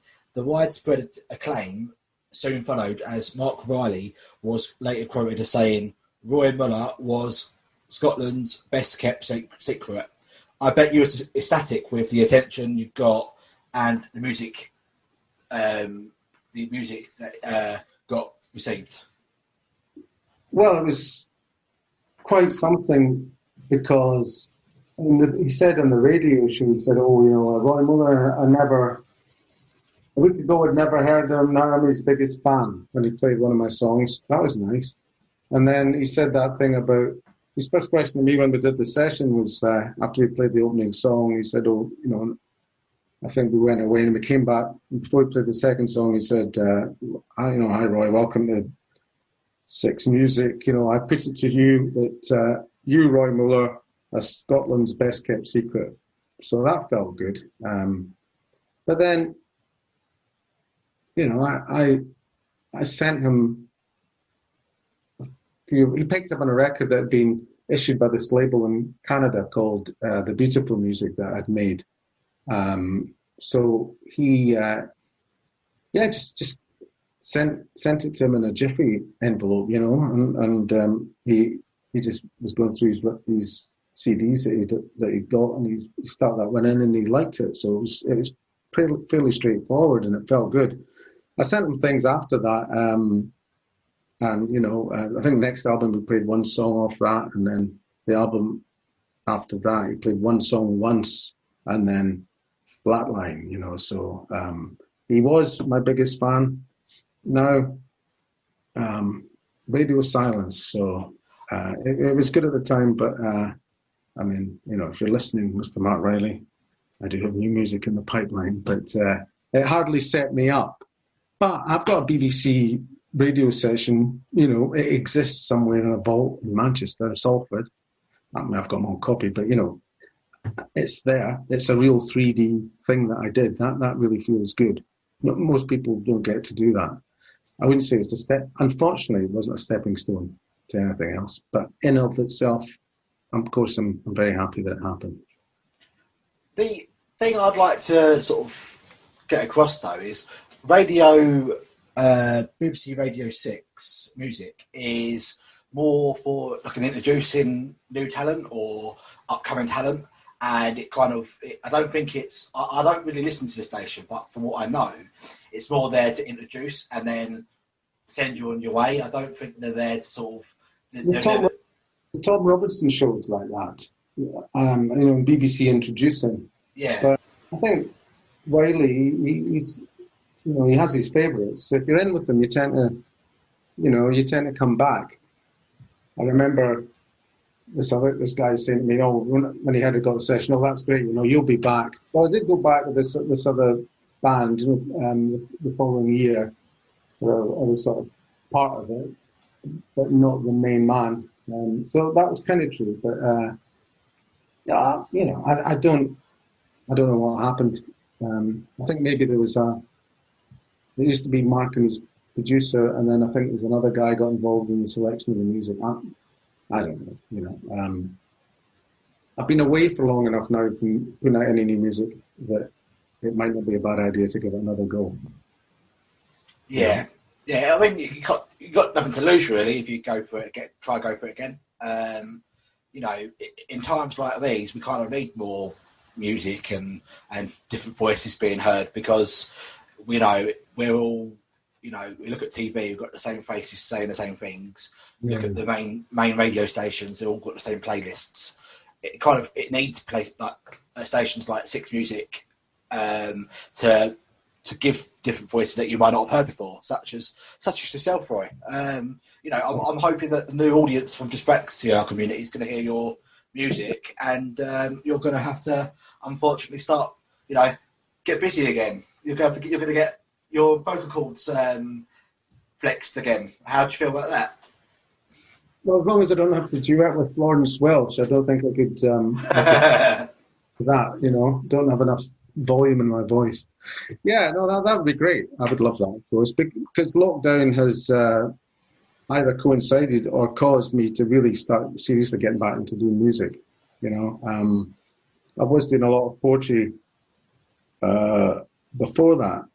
When lockdown happened, it made me find solace in not that I not kind of enjoyed lockdown, because I have in many respects, but what got me through the early parts where it was still dark, because people forget, you know, I think there's we were locked down through the summer. I started back in March.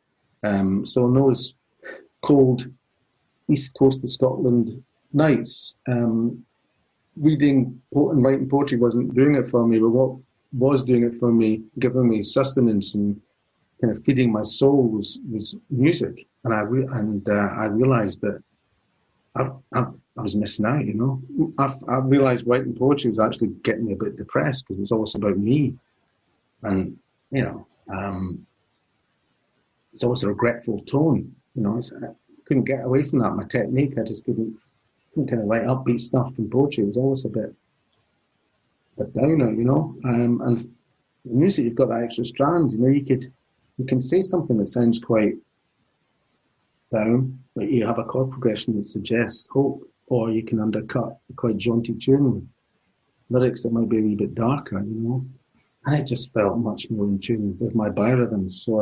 And it was long enough since unfortunate experiences I had in music linked to dyspraxia, where I kind of failed in certain performances with bands when I couldn't do stuff, and that was, you know, I'd got over that because enough time had elapsed. So it felt like the right time to get into it again. So I think that writing songs I've come back to in a very, it just makes me happy more than anything else. It really, really, when you're involved in writing a song and it comes to fruition, it's very hard to beat. And I realised I'd been missing out on that. So it's just with lockdown as well. It's like suddenly no one's playing. You don't feel in competition with anyone. You know, it's like almost like permission to be yourself in a way, because you know you're not missing out if you're not going out there gigging, because nobody is. It was quite liberating actually, and just saying, you know what, I can do whatever the heck I want to do with music. You know, that within my limitations, and I can surprise myself because my limitations probably aren't as limiting as I thought they were. You know, so it's been very positive for me as I don't like call myself a musician because I don't feel I'm all-rounded enough. But as a music maker, I've really come back to that quite hard, quite big, you know, in the last 6 months or so. And you know, that's really made me raised my mood a lot, actually. If COVID's got anything to come out of it, I would say that I'm overjoyed that it's brought you to the conclusion that you should perhaps come back to music and get writing again and performing, because I feel like that is a gift that you should share with people, because I can't, as someone with dyspraxia that has no creative like mindset, I can't perform, I can't dance, I can't sing, can't really write songs. That is, you know, doing what you're doing is creative. You know, that is creative, definitely creative. It's not all about singing or dancing or writing a song.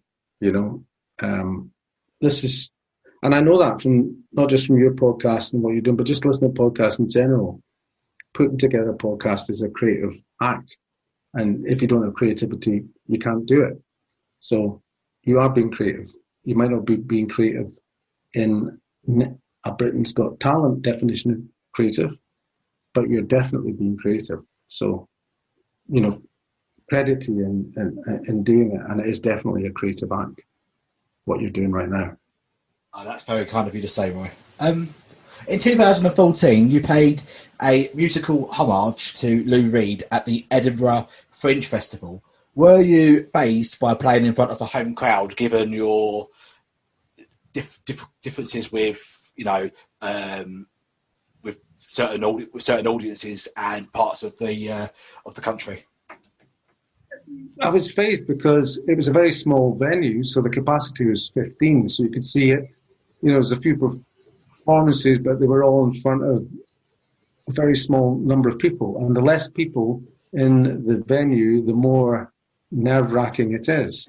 Because if you're playing in front of 100 people, that might, or 300 or 400, it might seem initially, oh, if I screw up, I'm going to screw up. And so, you know, such a big number of people, but you don't screw up because you can't see the whites of their eyes. You know, it's there's a kind of calm there playing in front of a big audience. Well, not a big audience if you're a rock star, but for me, a big audience, you know, in the hundreds. If you're playing in front of 10, 15, 20 people and they're all sat in chairs watching you, that's kind of nerve-wracking. So that was, you get into it, but you can't get away with your normal moves, you know. If you go on stage and the mic's there and your guitar's there and, you know, you look round and the drummer's there, the bass, but, you know, you kind of feel, oh yeah, this is where I should be. And I've got to see that all stages are the same no matter where you go in the world. It's like you're either on stage or you're not. It's like you're either asleep or you're not. You know, it's just, it doesn't matter if you're on stage in Edinburgh, London, Timbuktu or Tokyo. There's more in common with the fact you're on stage than where that stage happens to be. And for me, that's the comfort zone, you know. But if you're playing in a room, unamplified in front of people, and you can see all the people, then you don't have that comfort zone. So it was quite daunting, because it was sort of dry, you know. It's just like, oh God, there's nothing there. There's no lighting, there's no reverb, there's nothing to work with here, just me. And that's uncomfortable, I think, for anybody, unless you're just Mr. Performer, Mr. Comfortable in your own skin. I can't say I really feel comfortable in my own skin. So yeah, it was daunting, but it was very pleasurable. Sure. So in 2019, you collaborated with the founder of Dyspraxia and Life and Dyspraxic Circle, Pete Guest, to perform on a demo track called Greatest Habit. Are there plans to release the song in full, and when? Well, I would ask the same question, Billy. I don't know. No plans as far as I know. Maybe next year's Dyspraxia Awareness Week would be a good time to do it.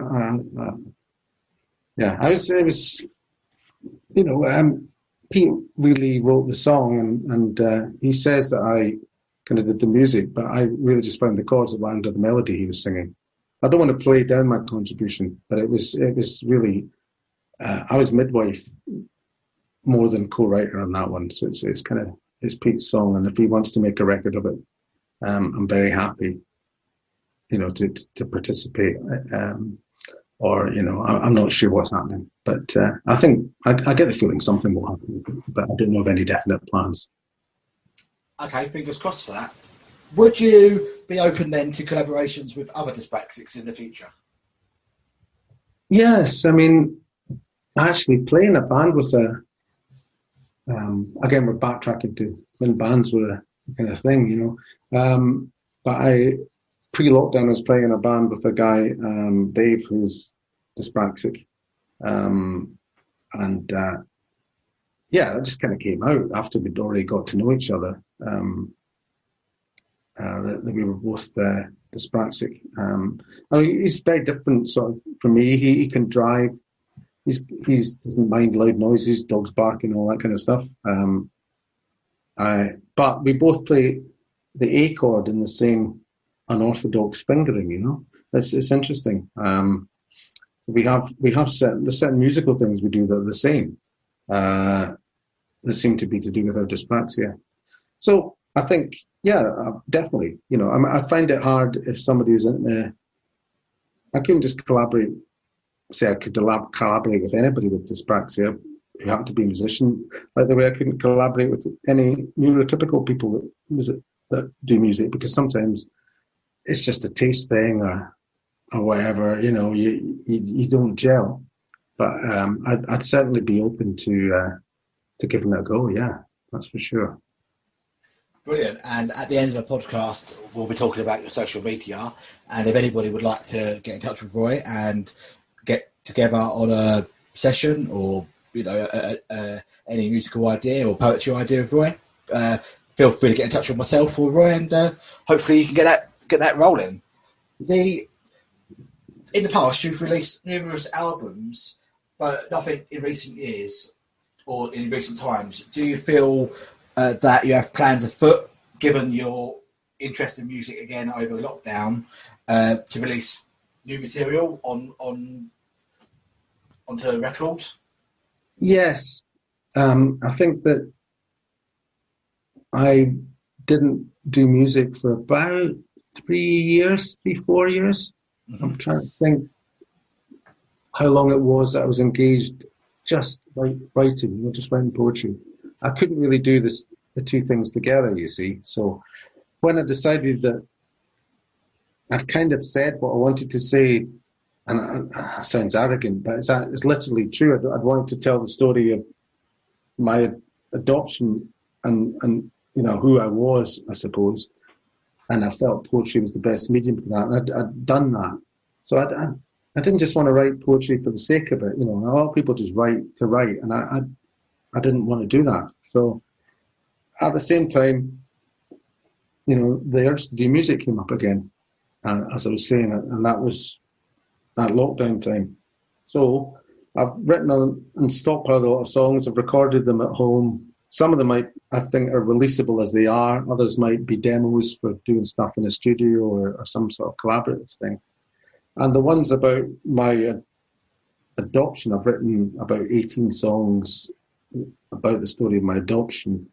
And I think, are going to come out in an album by The Beautiful Music, which is based in Ottawa in Canada, who I've released stuff with before. I'm not sure of the timescale, but that looks like that's going to be a release.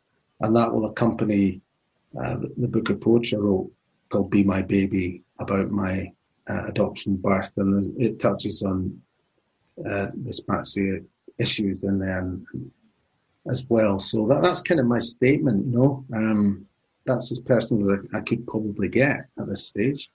So I kind of realised that's, once I've done that, good or bad, I think some of the poems are okay. I'm not saying that they're fantastic or that they're terrible. I'm really not a very good judge of poetry generally, let alone my own. But it's there, it's a physical thing, the book, and the songs will go with the book, or the book will go with the songs. Maybe you can keep working on the poems, refine them a little bit, have them as a PDF you can download, along with the tracks, work something out there. I've done a few videos and things, so it's to go with them as well. So, yeah, it's a kind of, that joins my various interests together.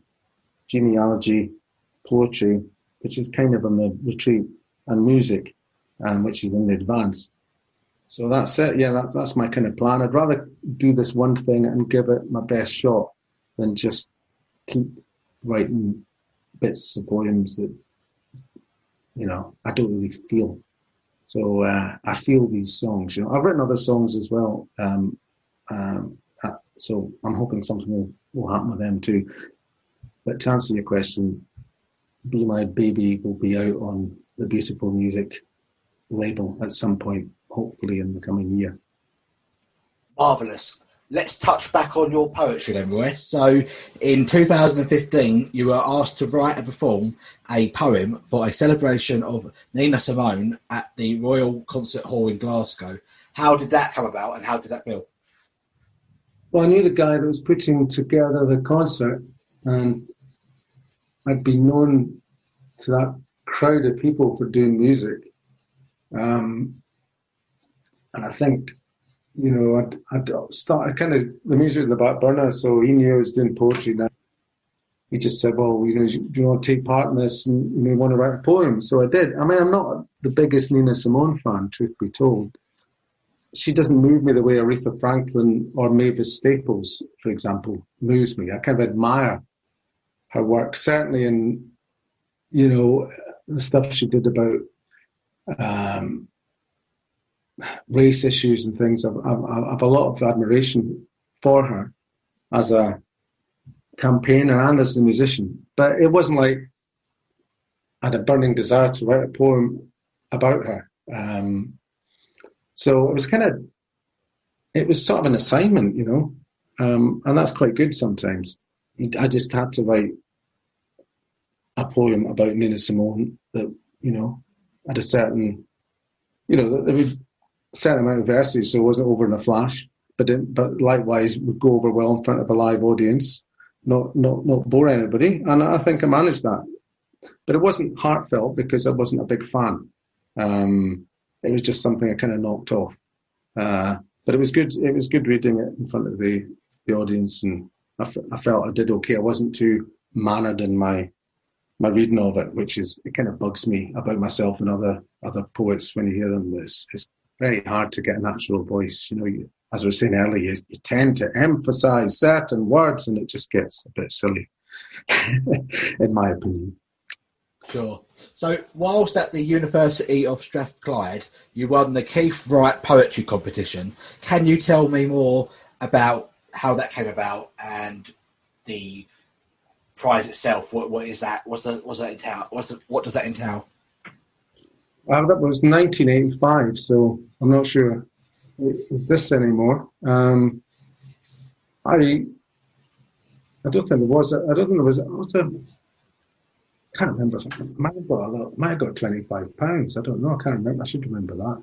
It was just I'd entered. It was the University of Strathclyde poetry competition, and I'd entered it the previous year, and I'd got a kind of commendation, but not a prize. So I remember in the refectory, I spent all my time, so I didn't go to many classes, asking. I saw the guy that had won it the previous year.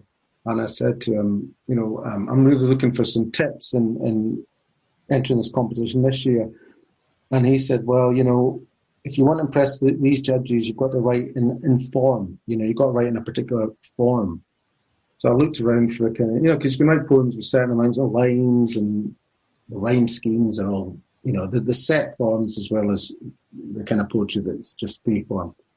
So I thought, okay, and I ended up writing a couple of sonnets because I found out the right rhythm and word count for a sonnet. And I wrote one on Jim Morrison of the Doors and Allen Ginsberg, who I mentioned earlier, poet.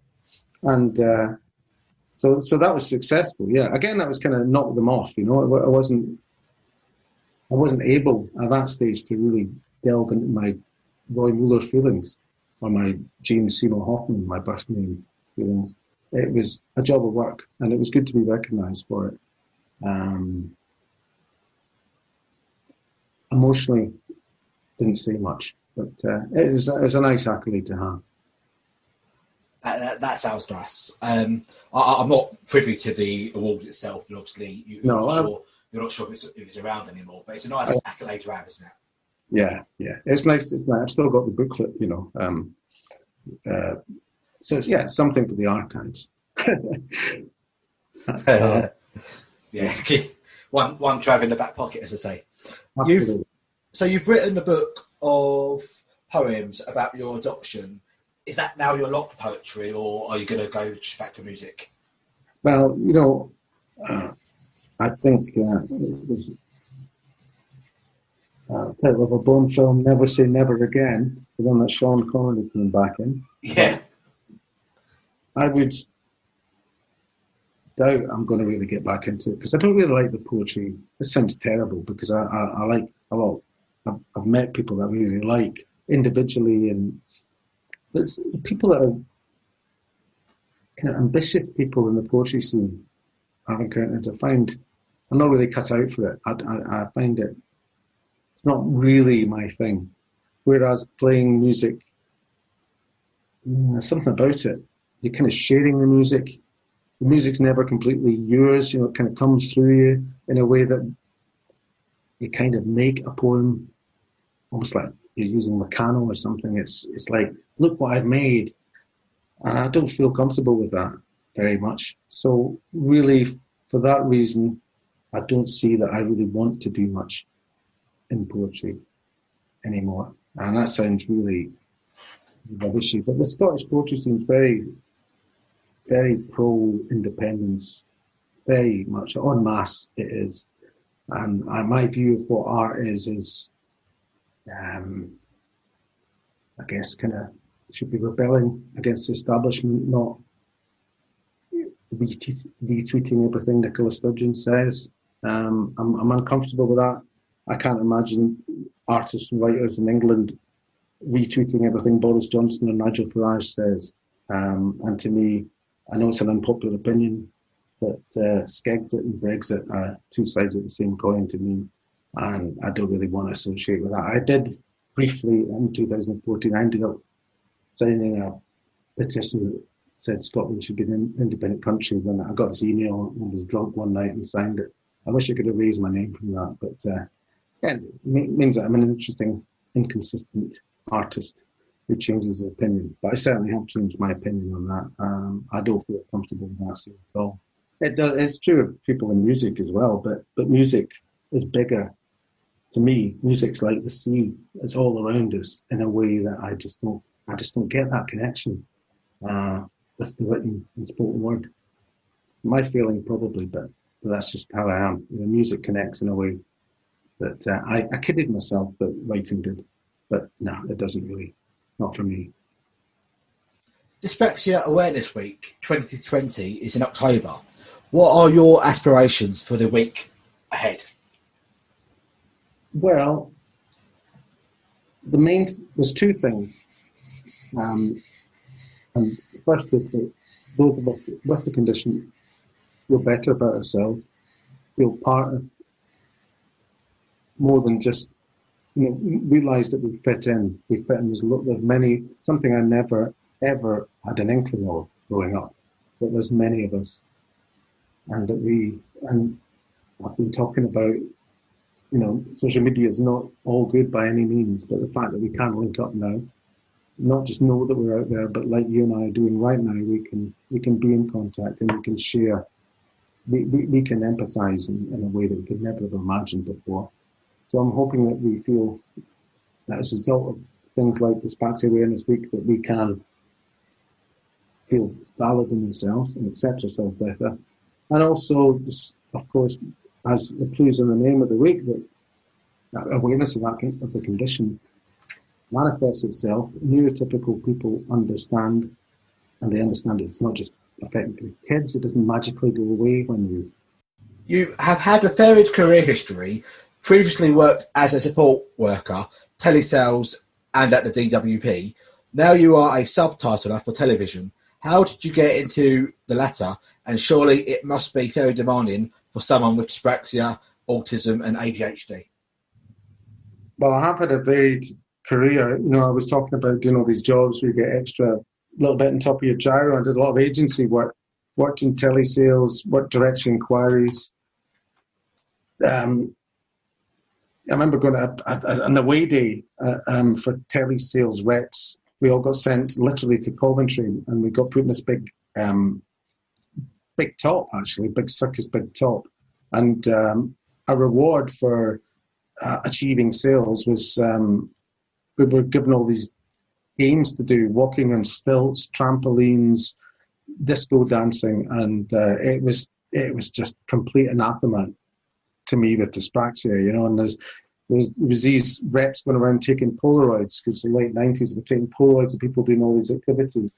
And at the end of the day, this guy dressed up like a ringmaster, a circus barker, and he was holding up the Polaroids, and he was going, "Oh, there's so-and-so on the stilts there. Oh, they have a great time disco dancing." And then he picked up another Polaroid and he said, "I think we all enjoyed ourselves today, apart from Roy." Because I'd been scowling when they took the Polaroid of me, because I was having such a bad time.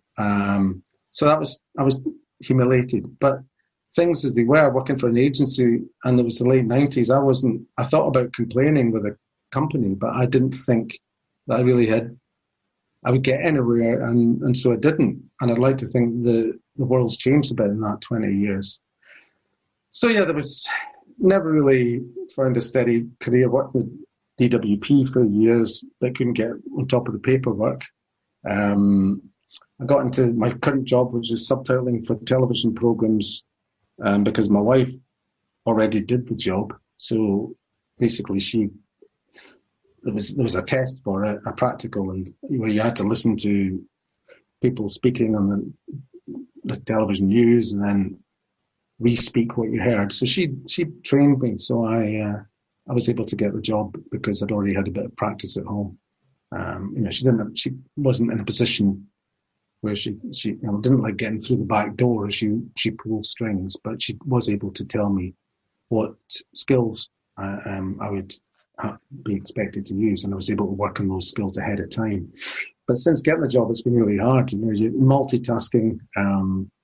You're either plowing through these files of programs which are still to be broadcast. So you get the file and you're having to listen to it and then decipher what people are saying. And a lot of the time, it's hard to make out what people are talking about. You listen to people with American accents and kind of best cook American cookery program, and they're all talking at once. And oh God, the Australian Master Chef is it's really hard to make out what people are saying.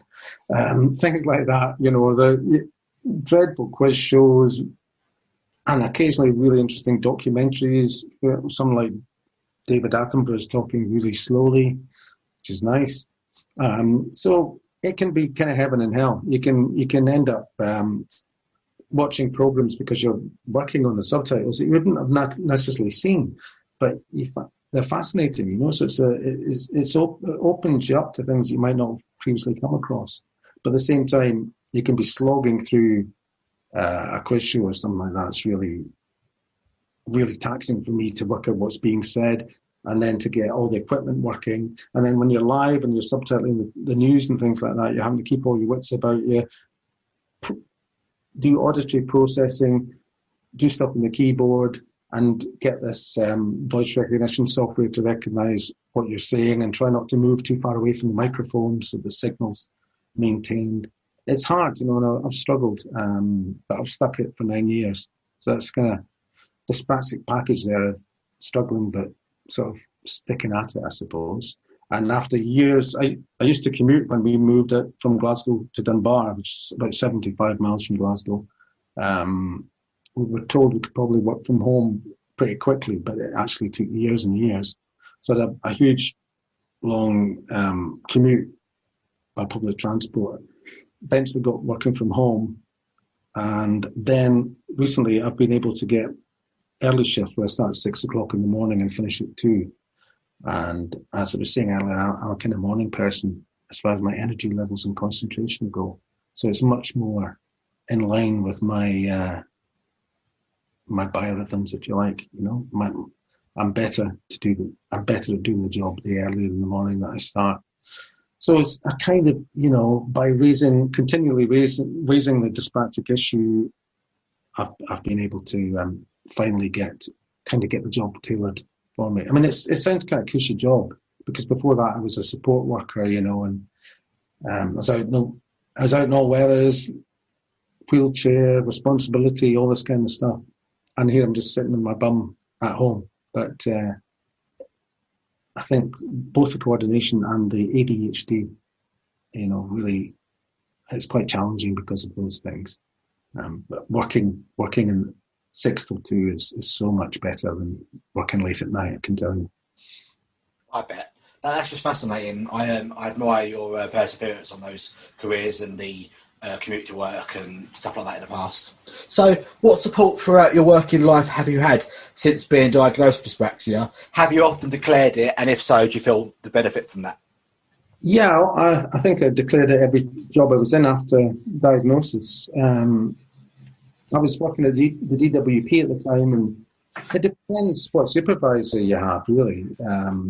The first supervisor I had when I declared it, she put baffle boards around my desk to screen out distractions, which was good in that it helped me get on with the work, but it kind of singled me out as being different. It was slightly embarrassing, but I was really glad that she took it seriously. Next supervisor didn't really register with them. It was back to the same old. Then I left there because the whole place just turned into a call center, and it was just, I'd already done that. I just couldn't hack it anymore. So I became a support worker. At the interview, I mentioned my dyspraxia and how I thought it was there was a strength to it because it would give me empathy with people with disabilities that I was working with, and they nodded and all that. And then, there I am, expected to do all these things that are not compatible with being dyspraxia, like, Jimmy needs his shelves built, here's an IKEA box, get it done. No, I've explained. I'm really, don't ask me to do this. No, it's no bother. Just do it. With predictable results. So, they paid lip service, but when it came to the crunch, didn't take it seriously, you know. So it was, you know, bookcase never got built by me anyway. Bits of dowling got stuck in holes they shouldn't have been in, and it was just a complete mess, you know. So yeah, it depends. One person may say, yeah, we understand, that's great, we'll work here, we'll make suitable adjustments, change the supervisor, it can all go down the Swanee, you know. So, but I think my current job, I've made enough. I've been high profile about it enough. And now, of course, everyone's working from home. So the situation's never going to go back exactly as it was before. I think there will be more working tailored for people. But, you know, as I was saying, I'm aware that when I'm complaining about, I find it difficult.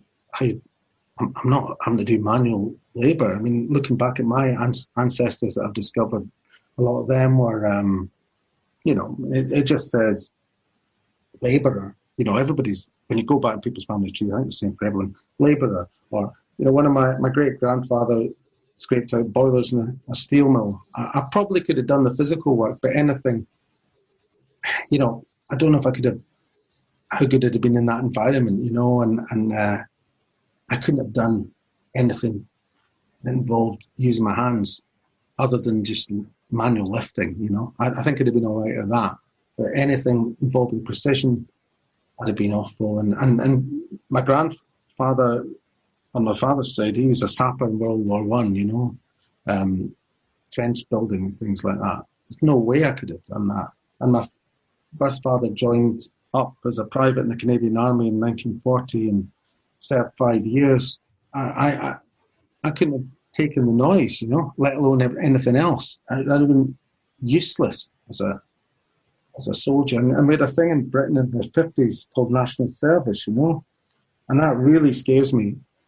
How I would have reacted to that, because you had to do it if you were of a certain age, you know, and you had to join up and be in the army in the UK normally for a couple of years or 18 months or whatever it was. And I wouldn't have even gone past making my bed up in the morning. I'd have had some sergeant major humiliating me, you know. And I don't know what I'd have done. I'd have done anything to get out of that situation. And I wonder how many dyspraxics killed themselves or hurt themselves in some way because they couldn't face that. And they didn't know what was wrong with them, let alone anyone else.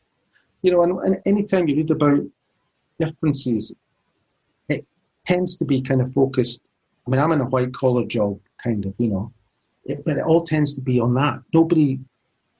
It doesn't seem, people don't look at what it means in a so much in a factory or in a kind of blue collar job, you know, or in a family trade where a father in the old days, you know, father, grandfather would all do the same trade, and then the son would be expected to, excuse me, nearly always the son would be expected to follow in that line. And what if you couldn't do that because you didn't have the coordination with your hands? You know, how did you live? You know, you couldn't just arrange your shift so that you were working early shifts and you were working from home. That's a luxury that I have. Some of my ancestors had those problems. How the heck would they have been able to cope?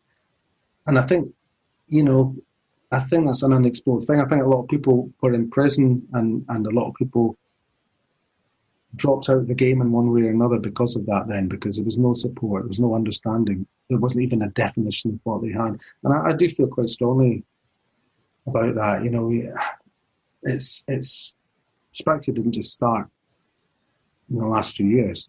You know, that's been running through history, and how many people have not been able to understand themselves or be understood because of it. I feel for them all, you know. So you're married with children. How have your own family unit dealt with your adulthood neurological differences? Well, I'm hard work, I think, to my wife and son. Well, not so much to my son, because that was more when he was younger, and it was difficult for me, as I was saying, in situations with, you know, kids' parties and things and balloons. It was just, I was not able to really take him or pick him up, you know, without a lot of stress. Day to day, it doesn't always look like I'm listening, even when I am. And if I am, and I don't retain information, so it can seem like I don't really care, when I'm being told things. I've had kind of OCD episodes, sleep problems, ongoing thing, panic attacks. It's a really attractive shopping list, actually. So I think it's difficult. I'm difficult to live with. I know I am. And I think my son, because he has, as I say, has a few coordination problems. He's doesn't have anything like the range of stuff I do, thankfully. But I think we've got a kind of bond on that level, But it must be hard I know it's hard for my wife to deal with. It's not easy. I'm not going to pretend it is. But always looking for ways to get around it. I'm not resigned to it being a problem, but it can be a problem, yeah, and often is. What coping strategies then, Roy, do you and your family use for your dyspraxia? The main one is just doing early shift now, I think, because even if I'm up at 6, and often when I start at 6, I wake up a lot earlier than that. I mean, this morning I wasn't working, but I woke up at 4. I've been awake since 4. But I've only got to last till 2 o'clock, if I'm working. So before I was, so I can always make it through. Before I was working late, and I was absolutely shattered all the time. So my wife supported me in getting my work pattern changed, and that's been a big improvement. And also, for the ADHD, I take Ritalin, version of Ritalin, which helps me sort of concentrate, and also lifts my mood. It's not an antidepressant, but it works that way. Sure. So that I think I'm easier to be around. I'm less grumpy. We don't have any coping strategies beyond that, really, that I'm aware of. We just try and I try and assure my wife that I'm listening to her. But it's difficult, because you're not even always looking at the person you're talking to, and you don't always retain information. So I think the relationships are hard with dyspraxia, because they're not necessarily sending the signals the other person expects to be getting from you. So it's gradual kind of understanding. I'm trying to understand more how frustrating it is for her, and I think she understands more how frustrating it is for me. And you don't play the blame game, then it's so much easier. And I think we've learned to do that over the years, not to blame each other. Her for not understanding and me for being the way that I am. I think that does get better over time. Brilliant. She sounds like an amazing woman, and you've got a lovely little family there. I like that. What help have you had then since being diagnosed with dyspraxia, if any? Reasonable adjustments at work, and the Ritalin for the ADHD. And that's it, really. Nothing for me beyond that. I don't know really what, as dyspraxics, what's open to us. When I got diagnosed with the borderline Asperger's, I got sent, or autism, I was recommended to visit this place in Edinburgh. And I remember going to the sort of welcoming session, and I was told, now you've found your tribe. These are, you don't have to feel different anymore. But actually, I was as different, if not more so, from the people I met there than would be from a neurotypical person. And nothing against that organisation or anything like that. It's just, I've got the noise aversion, but a lot of them didn't, and a lot of them communicated in a very, very different way from me. I remember I went at a session where we were talking about communication and attention and things like that, and I used a metaphor at that meeting, and nobody understood what I was saying. And it was just like, it wasn't flowery, I was just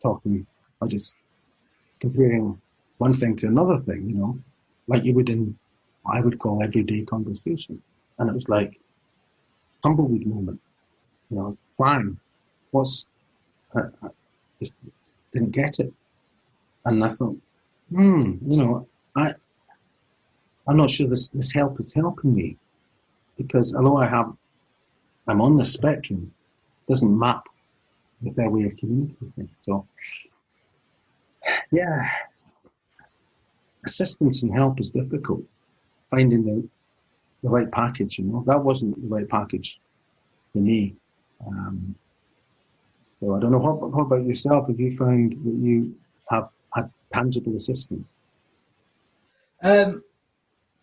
Help since being diagnosed as a child, I would say, was very poor. I would say I was never given specific help for dyspraxia in school or college. Yeah. And in the workplace, it's been very appalling.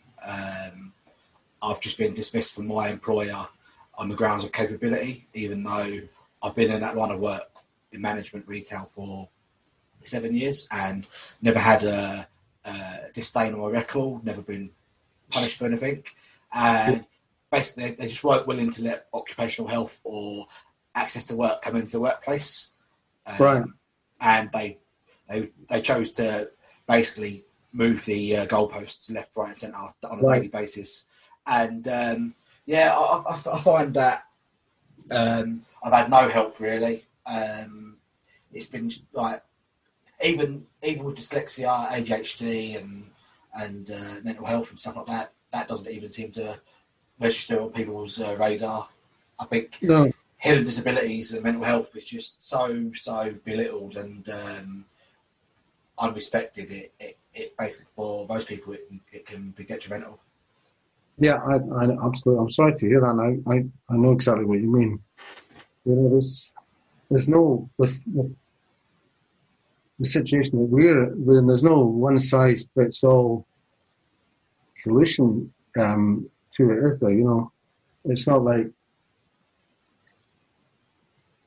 we present the same way. We have the same range of even amongst ourselves. You know, as I found with the autism group, I really, and I don't think I was in denial about autistic patterns of my own. I think it just, you know, I'm dyspraxic with certain autistic traits. If this is the age where we have to identify something, then I identify as dyspraxic. I don't identify as such as autistic. And trying to understand me through the lens of autism isn't quite going to work, you know. And that's just within our own community.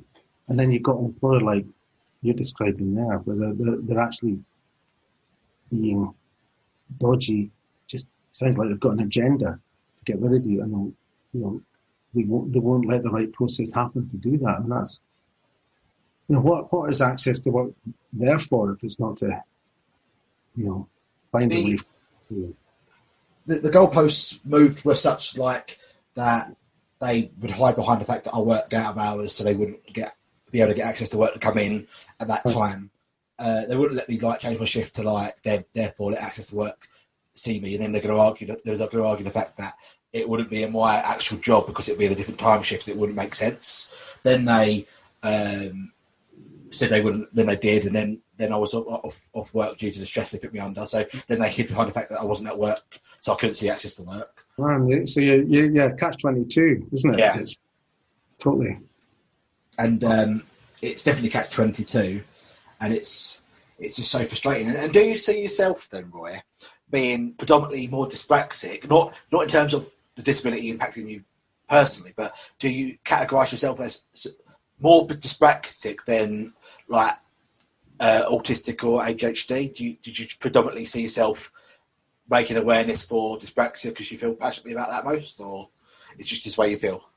I guess, actually, I find it really interesting what Olive Gray was saying. I really identified with what she was saying on the podcast about sensory issues and ADHD. So I would say they're not in competition, so I can't say 50-50, but it's kind of 50-50 dyspraxia and ADHD. You know, I think ADHD is like a kind of subset of the dyspraxia for me. So if I had to pick one, that would be it. But it comes with that helping of ADHD. Having said that, the thing that's impacted most of my life is this noise aversion, and that's a kind of autistic spectrum thing. So it's complex, but yeah, I had to wear one T-shirt.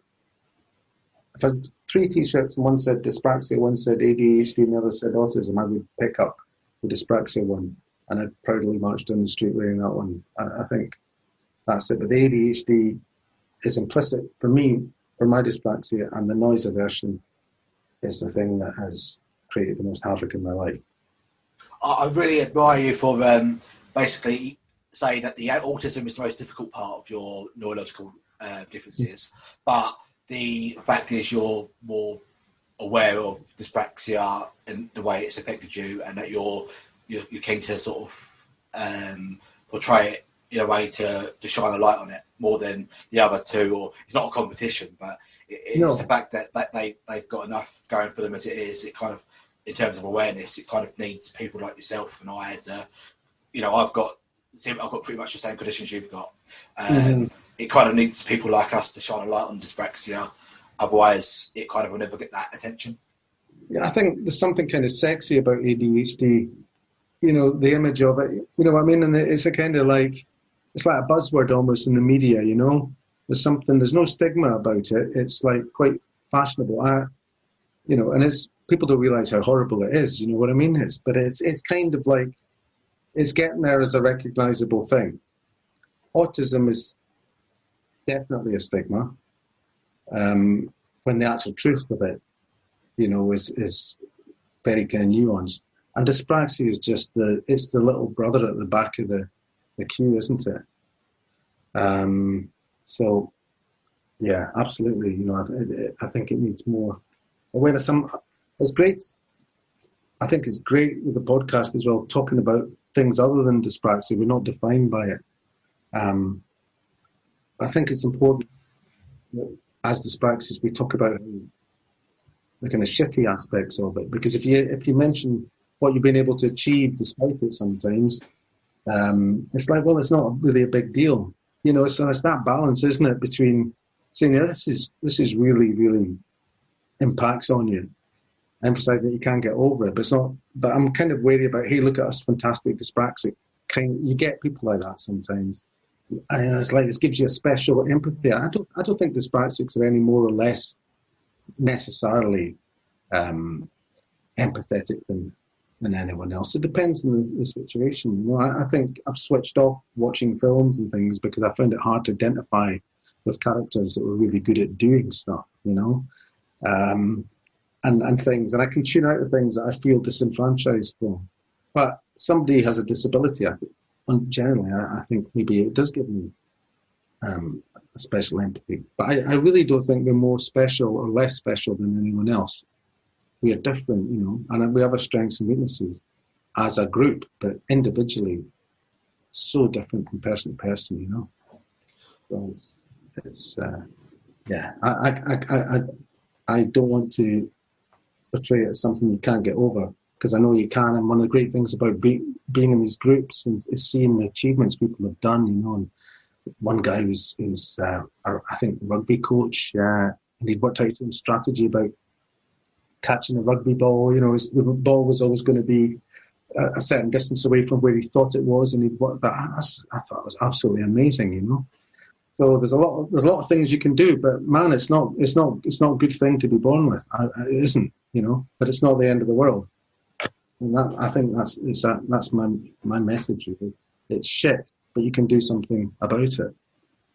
It's a good Monte do Everywhere. Basically, it is shit, but we have to sort of dust down our shoulders and get on with it, and fight it best we can, really. So, yeah.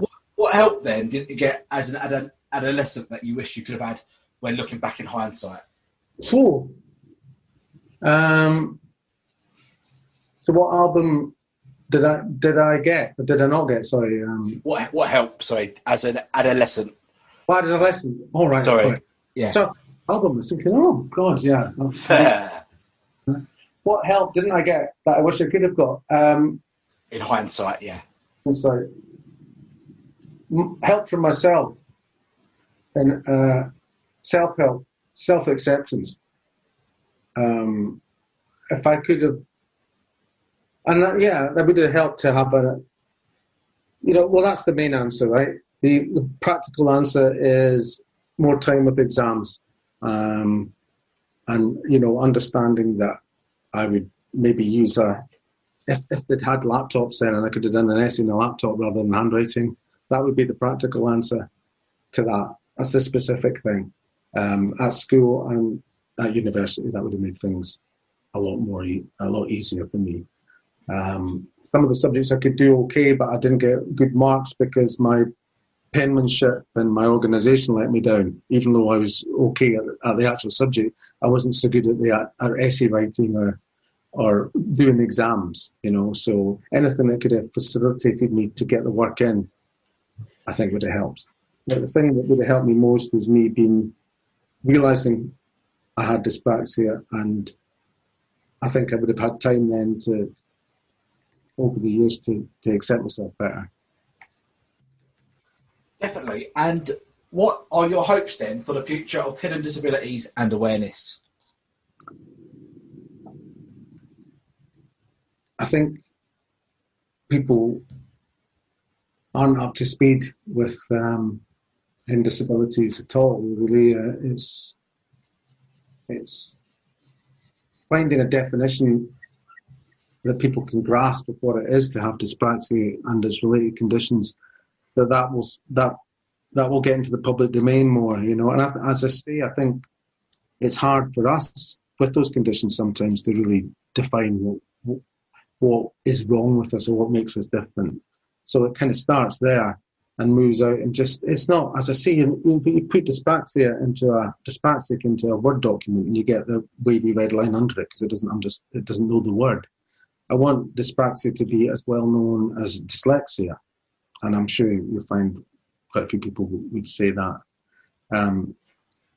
Other than that, I don't think our culture is going to change. I think we're still going to get game shows on the telly where it's based on how well you can do certain things that involve coordination, You can't make everything equal opportunity where, we have to recognise that some people you have to programs where people show how good they're dancers, that's good telly. But it does kind of make you feel alienated as a dyspraxic. You think, that's just so outside my wheelhouse, outside my skill set. You feel, when I was growing up, there was the Generation Game and the Krypton Factor, and it was all based on hand-eye coordination and short-term memory. It would be nice if somehow that opened up so that differences could be acknowledged, I don't know how that would happen. But look what's happened with other things, like look at Black Lives Matter, look at players taking the knee before every Premier League game, Things can change in a positive way. So there's hope, certainly hope. I don't know how it's going to happen. I don't know what happened before I'm an old git, but something will happen. Yeah. Just hope I'm around to take advantage of it. Definitely. We had Bob Hope, and now we've got no hope. But let's hope we can change that momentum, and altogether, I think we're as a movement. I think we're progressing rather well. And lockdown for me has been very enlightening in the fact that I've met so many different people. Like yourself over Zoom and such like, and we've all had enough of the way we've been treated as dyspraxics, and the times are going to change, and it's quite interesting that other movements have obviously had the same different issues of their own, challenging issues, and they're all standing up and saying no, enough's enough now. Like, we've got to make a point, because if we don't draw the line here, then the line will never get drawn. That's just the phrase I was going to use. It's been a chance to draw the line. It really has. And I know I'm lucky. I don't live in a tower block. I live by the sea. And when you've got the sea on your doorstep, you never feel imprisoned, ever. So I've had it easy. But, so I know lockdown's been, apart from the health issues, it's been very isolating for some people. But, yeah, it's an opportunity for those of us who maybe feel disenfranchised to draw that line and say we're not going to make it really. And I think that has happened and will continue to happen. And to say that there's a world before lockdown, there's going to be a world after, and we want a new world for hidden disabilities. And I think that's a gift that we've been given, and it's a very mixed gift. There's a positive that we can take from it, and that is a new mindset and acceptance. And on that note, I want to add one thing about dyspraxia and awareness in the movement. I think we should all call for arms, and everybody in the community, regardless of previous infighting or disagreements or who's done what to help and who hasn't done what, and it's been a miserable 30, 40 years of awareness campaigning and whatever. I feel like we should draw the line and draw down the bridge and just say, look, come on in, let's all work together, because like we're doing now, it's quite easy to do this. It's not hard. No one's asking for miracles. It's just simple bits of effort and time to make that awareness better. Where can we find your music online? RoyMullerBandcamp.com. Brilliant. And you're also on Spotify, aren't you? I believe so, and that's not something I signed up for myself. I think it just happened because I've had records released by record companies, and so it just that happens, yeah. Okay. I think that's under just Roy Muller. So Roy Moller. So that's worth looking at. And where can we find you on social media then, Roy? I've scaled back social media use quite a bit, but I have an Instagram which is just pictures that I take. So I like just the simplicity of that. For sort of actually being in touch with people, I have Facebook just under my name, Roy Muller with a stroke through the O, and I also have a sort of artist page on Facebook as well, which covers the writing that I've done as well as the music. I try and keep the social media thing as simple as I can, so it's basically just me as an individual and me as an artist. Okay, thanks Roy for your time. I really appreciate that. Well, thank you, Billy. I've really made me think about a lot of things about my life and helped me, just doing this, just chatting to you today has helped me understand myself a bit better. And listening to the podcasts that you've got up already has helped me understand not just other people, but where I fit into it all. So I think it's a very valuable thing that you're doing. And I also think that despite what you might think, it's a very creative thing that you're doing as well. So thanks very much.